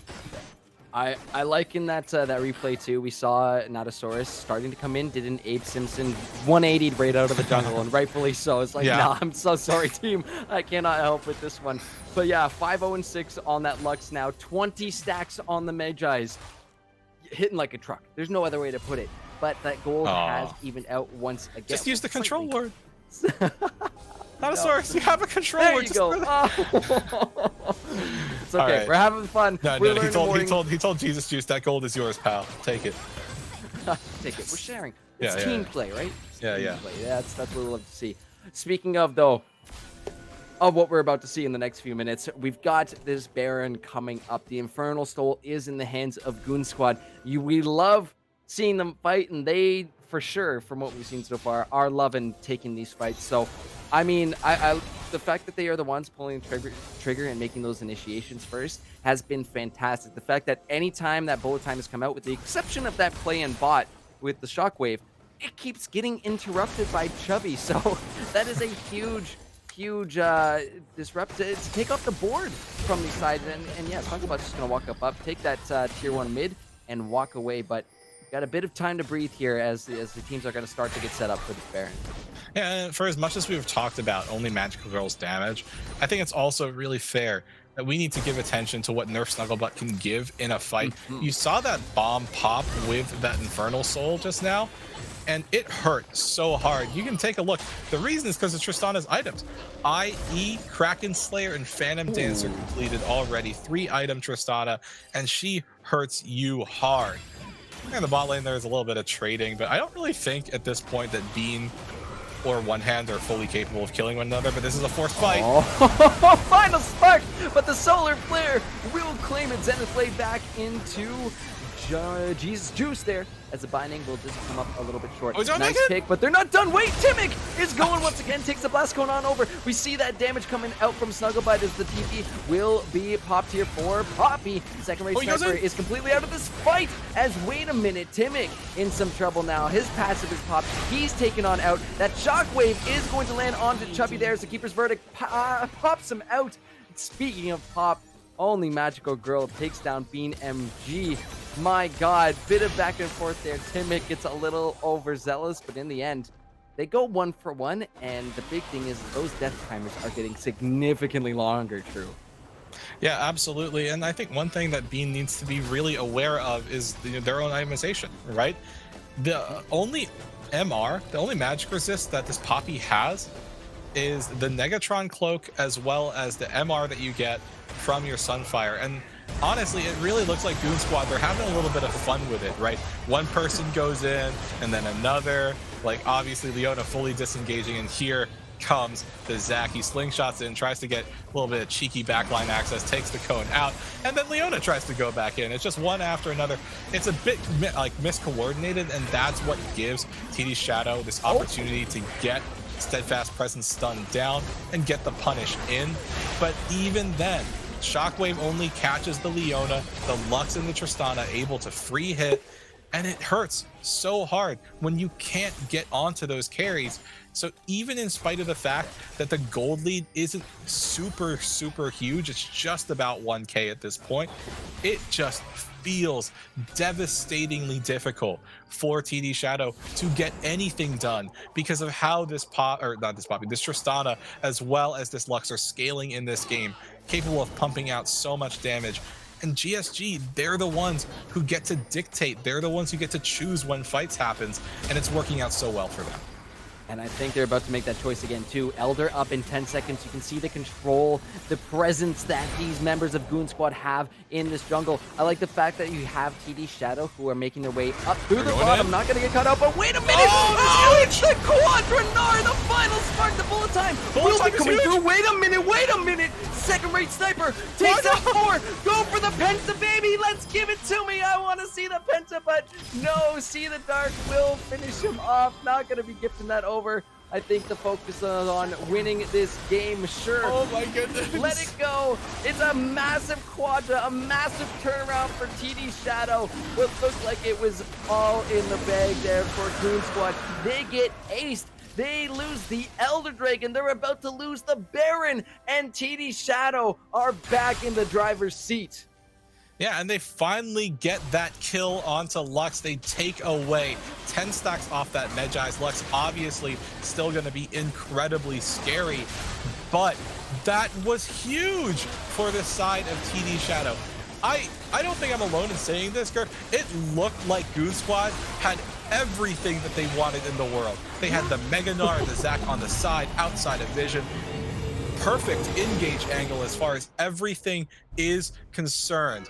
But critically, something that has happened so many times that didn't happen was that there's the engage into the wall, and you can see MF just able to stay alive. The interaction you were talking about before, Shockwave into bullet time, the Renata ult, the hostile takeover made them stand in it, and it blows the entirety of Goon Squad out of the water. It honestly kind of looks here like they wanted to give the Penta over, but they were it's like, no, get Elder, get Baron, like, don't worry about the Penta. Perfect record, way more important, and they take all that standing gold on the outside of the map. It's so hard to push against this Baron buffed up minion. Now it really feels like TD Shadow are in the driver's seat. They have a definitive gold lead, and it is scary. Elder and Baron. This is the scariest you could possibly get for a team. You got the 2 mega buffs on you right now.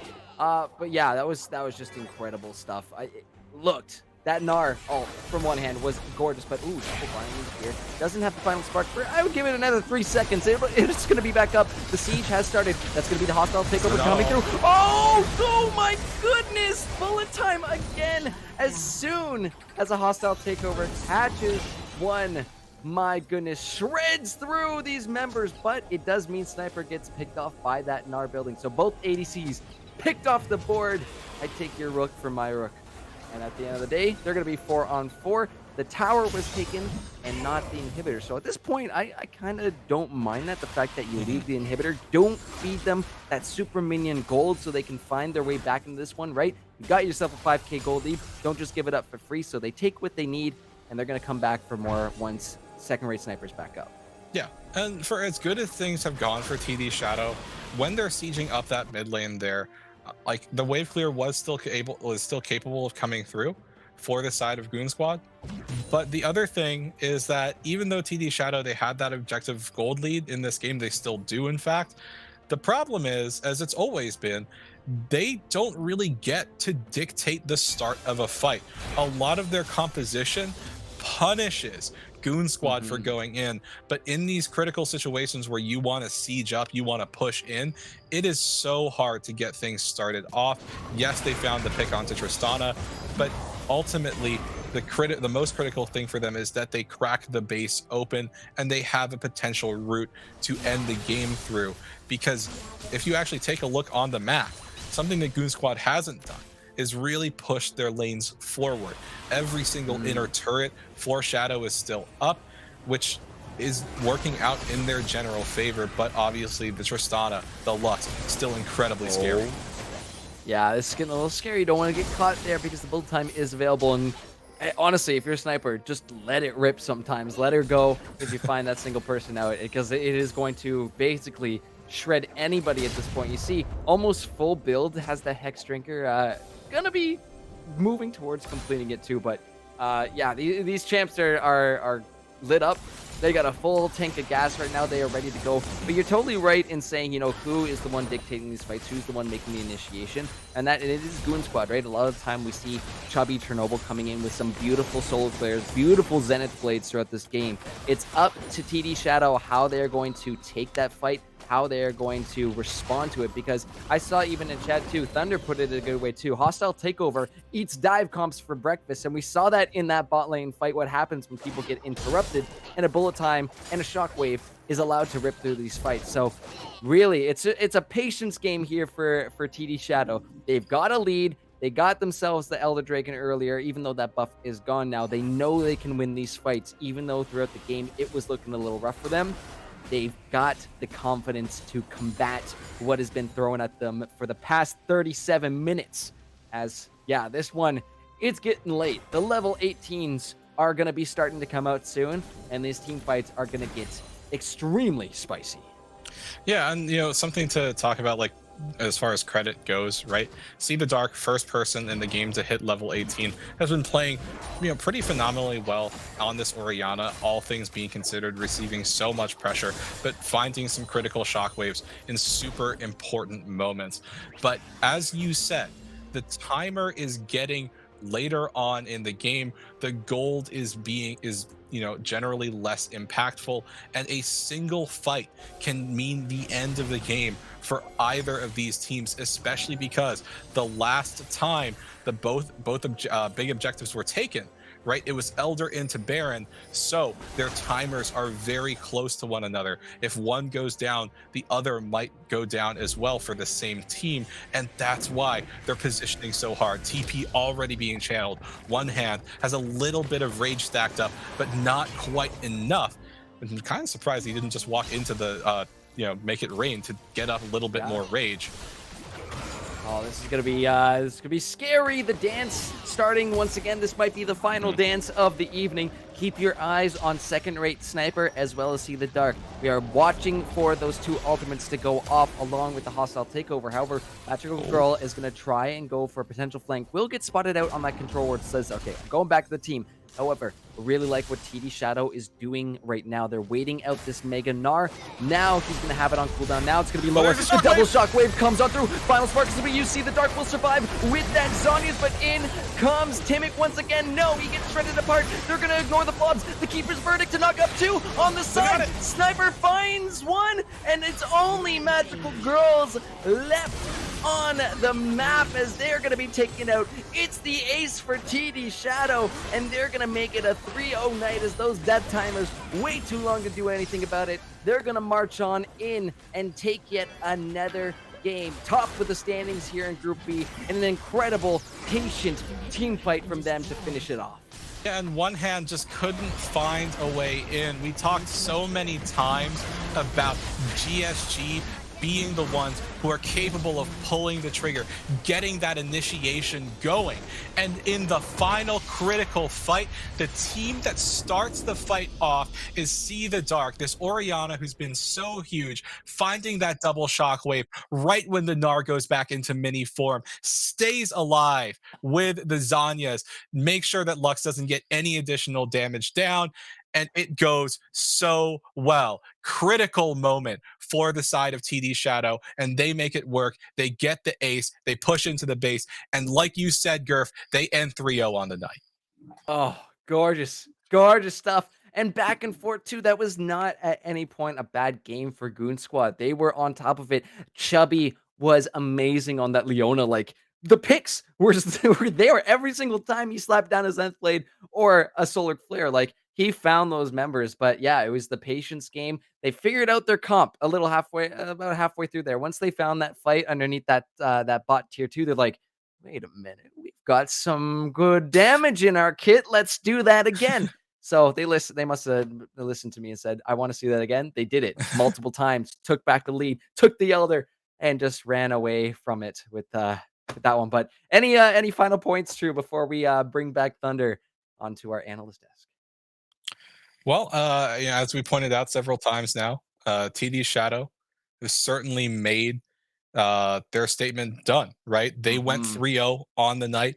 Absolutely massive for them. They've established themselves as the favorite to leave this group here in the first day of Amateur Worlds for IBS, Group B. So, there's a bit of a target on their back, right? Their sister teams going to be looking at them being like, okay, there's one more spot. We're happy for you, but, we're going to still fight you for it. Goon Squad, also to their credit, they have had things not work out the best for them in their games here on stream tonight, but there are things that can work for them. It's just so much about finding the things that work and then playing towards that, right? You had a almost fully Magi stacked Lux, you had a strong Tristana, but the thing that really like isn't leaving my mind is just the fact that they didn't push. They didn't, Mhm. they forced fights, but they didn't push their advantage, and that's just really critical. It worked against them. But all that being said, I think this was a super fun cast, amazing day of day one for Amateur Worlds, and super glad to be here. Three bangers in a row, if I do say so myself. But we're gonna go ahead, head on back to that analyst desk, bring Thunder back so we can chat about these games a little bit more before we end things off for the night. Whew, man. First off, congratulations, fellas. That was so fun to watch. Y'all absolutely smurfed it. You know who else smurfed it? Second-rate Sniper, who I think maybe has graduated to first-rate Sniper Mhm. after those bullet times. That was terrifying. That was absolutely crazy. But I mean, we're at the end of the day, Gurf. You called it. I certainly wasn't expecting it, but TD Shadow, when the dust settles, is standing at the top of Group B. I don't know, it just had a feeling. I don't know, just call it a gut feeling. I was like, you know what? I kind of like this squad here. Let's run with them. And yeah, 3-0. That is just amazing to say. And in the fashion that they did it was incredible. You started off taking down your sister team and a good back and forth as well too. And then what looked like it was gonna go Goon Squad Gaming, right? You were mentioning True, those final sparks, the 20 stack Medjais, like it was looking dire for TD Mhm. Shadow, and they're like, let's work our comp, let's make the wombo combo happen. And at that point, when we started getting to like that late game where level 17s, 18s were coming out, you're totally right. Gold doesn't really become too much of a factor in what we're looking at in leads and who's going to be coming out on top of those fights, because it's just pure damage. And yeah, TD Shadow was incredible as a 5-man squad today. Love to see it. Yeah, absolutely. I think, I see somebody asking in chat right now, like, am I sure that TD Shadow lost that early or that badly? And the thing is, they fell behind. And that's, very indicative. Like you can see that Tristana, that Lux, they were really, really strong. But the point that I was making isn't that like TD Shadow lost super bad early. It's that Goon Squad didn't push their advantage. They didn't win as hard as they could have. And that's something that they need to keep in their minds heading forward in this tournament because, next week, that's the real critical point. That's the make or break. And that's what you really need to do when you like are thinking about making it out of this group. You need to shore up where you fell short. And Goon Squad's pretty consistently, they have like these strong ideas. They kind of know what they want to execute on, but these small mistakes that they've made throughout the night are really indicative of, why they've lost their games. Yeah. And speaking of the overall standings, I mean, Goon Squad, they're now at 1-2, but TD Supernova, they were finally able to get their last game in. Their whole squad was here and ready to go. They played up against TD Syndicate, and we are now looking at two teams who are sitting at 1-2. It is TD Supernova at 1-2, and it is Goon Squad at 1-2. So both of these groups, they look pretty similar.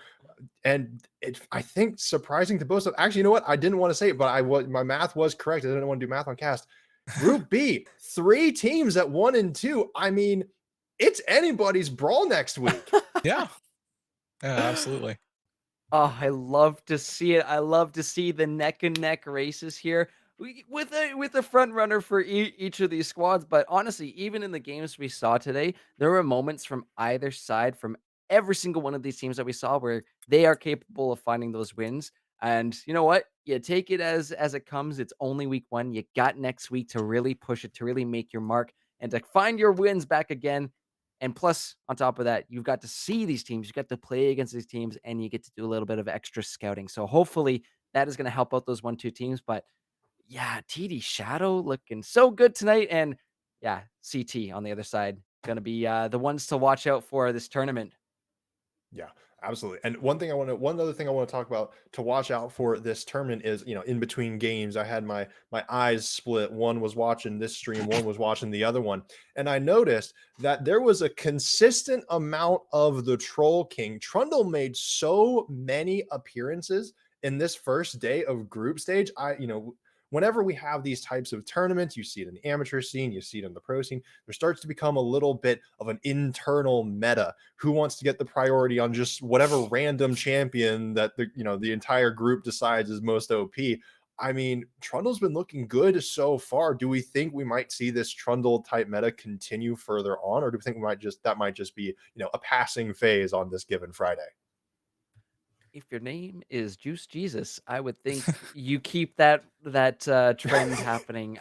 He was amazing Yeah. both times we got to see him on Trundle tonight. Again, I mentioned it in game 3, right? The early roams, level 2 ganks, like that is textbook what you should be doing on Trundle. And he adds a little extra spice on there to give his team those extra kills to pick up 1 or 2 for himself too. Ridiculously good, but I think they're, you know what, contested pick potentially for other junglers or other junglers that can run it. The question more is, I guess, and maybe true, you would have an answer for this. What would be the answer to that Trundle? How are teams going to deal with this? Well, I mean, I think the thing is when you want to talk about anticipating a trundle pick, like you have to draft things that are capable of getting an advantage early, or you will play to neutralize that trundle. Because when Trundle falls behind, he feels borderline useless, right? He exists to throw subjugate on somebody, take their tank stats, and be a bit of a relevant frontliner.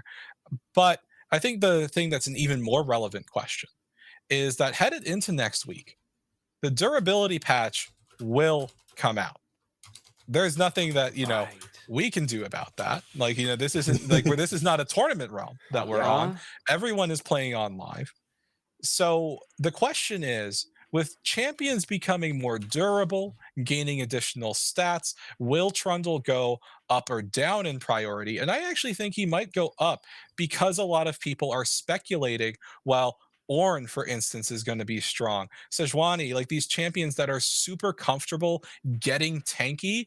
And the ways that people are speculating to play into that is to neutralize that tankiness, play some like super hard scaling things like a Vayne or a Kale, but also it just boosts the value of a Trundle pick because it means he has more stats to steal. He becomes harder to kill. So I actually think Trundle should be something that everyone keeps their eyes on headed into next week because it might just be even stronger as far as its usability goes forward.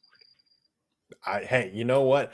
I like to hear it. The durability update. Everyone is hyping it up. Yeah. People are talking that Kog'Maw's going to be broken. People are talking about all sorts of wild things. I think next week is going to be crazy. We'll have, teams will have like 3 days to figure out what the meta actually is. But I will say, when things get crazy with the new meta, when everything gets shaken up and nobody can really have a good meta read unless we have some drafting gods on the other, on some of these teams, then, for some of these bottom teams, I say quote unquote bottom, there's the bottom and then there's the top and there's no in between. That might be, kind of juice they need, the spark they need to overtake those current 3-0 teams. So I want to ask both of you, and True, we'll go ahead and start with you on this. Of the teams who are currently 1-2, we didn't get to see Supernova, but who do you think is looking the best to come out? I'm not going to say that it's over and done that TD Shadow are making it out of the group, but a 3-0 start on day one is pretty good. Who do you think is maybe going to be that second player coming out of Group B after that next patch? Well, I mean, I think considering the first game that we saw tonight, as well as how commanding lead that they were capable of getting in game two, I think Syndicate, in spite of being a 1-2 record, being on even footing with Supernova and GSG, I think they're very, very much capable of being that second or potentially first. You never know how the next week's going to play out. Right. Seed to come out of Group B, just because it really feels like, and I guess you could even speculate Supernova in that extent because they beat Syndicate. Mhm. But I guess that's my point. Every single one of these teams is close together. If I had to make a definitive statement based on what we got to see here tonight, though, I think that Syndicate could make a very strong case. And it's just so much about, are they going to get their ideal comp? Are they going to get that Olaf again? I don't think they will. But like, No. like as long as they're able to find something that works for them and then play through that, it's absolutely massive. And I think that Syndicate has a real shot at being, one of the two teams that makes it out of Group B. Well, I'm super excited to hear that. Gurf, I want to hear your thoughts on it real quick, and then we'll have a couple last things before we sign off for the night. Who's your For sure. who's your pick? Who you got? So I was thinking similar to True, right? About TDS. Like they look good tonight. Um, the fact that even though you were forced to FF your first two games, right? You didn't have any other options and still came back and took down TDS after having those two games early tonight, right? Already warmed up, already won a game too, and had a pretty close one against their other TD Shadow. The fact that Supernova was able to find a win tonight shows me that they are still in it to win it. They still got the gas ready to go. It is going to be a little bit daunting next week, the fact that they are down 1-2, but so are two other teams in this group. So I'm going to be keeping my eyes on them. I don't want to discount the Goon Squad there because they did have some really good moments tonight. So um, I don't know.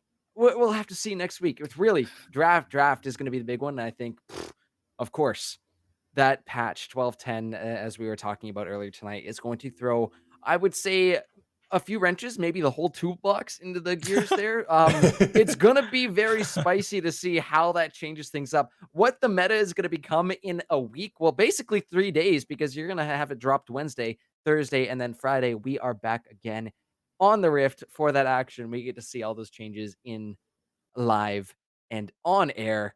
So bit of a question mark right now, if I'm going to be 100% honest. No, that makes absolute sense. We are going into the unknown next week. But speaking of going into the unknown, right now, we don't actually know what the groups are going to be for our gold tournament starting next week. And so tomorrow, we will have the gold draw show on the XLNC Esports Twitch channel at 8 p.m. If I'm incorrect, somebody let me know. But that will be showing over there. As for us, though, here we see this. These are the results of the day. Of course, the unstreamed matches. All the teams on the right side won. Is that a conspiracy? I don't know. Don't ask me, but that's how it panned out. That being said, from all of us here at the Amateur IBS World Championships, day number 1, from me, my casters, and all of the producers and admins that made this thing run, thank you all so much for coming out and watching this. And be safe, be smart, make wise decisions. And we'll see you next time.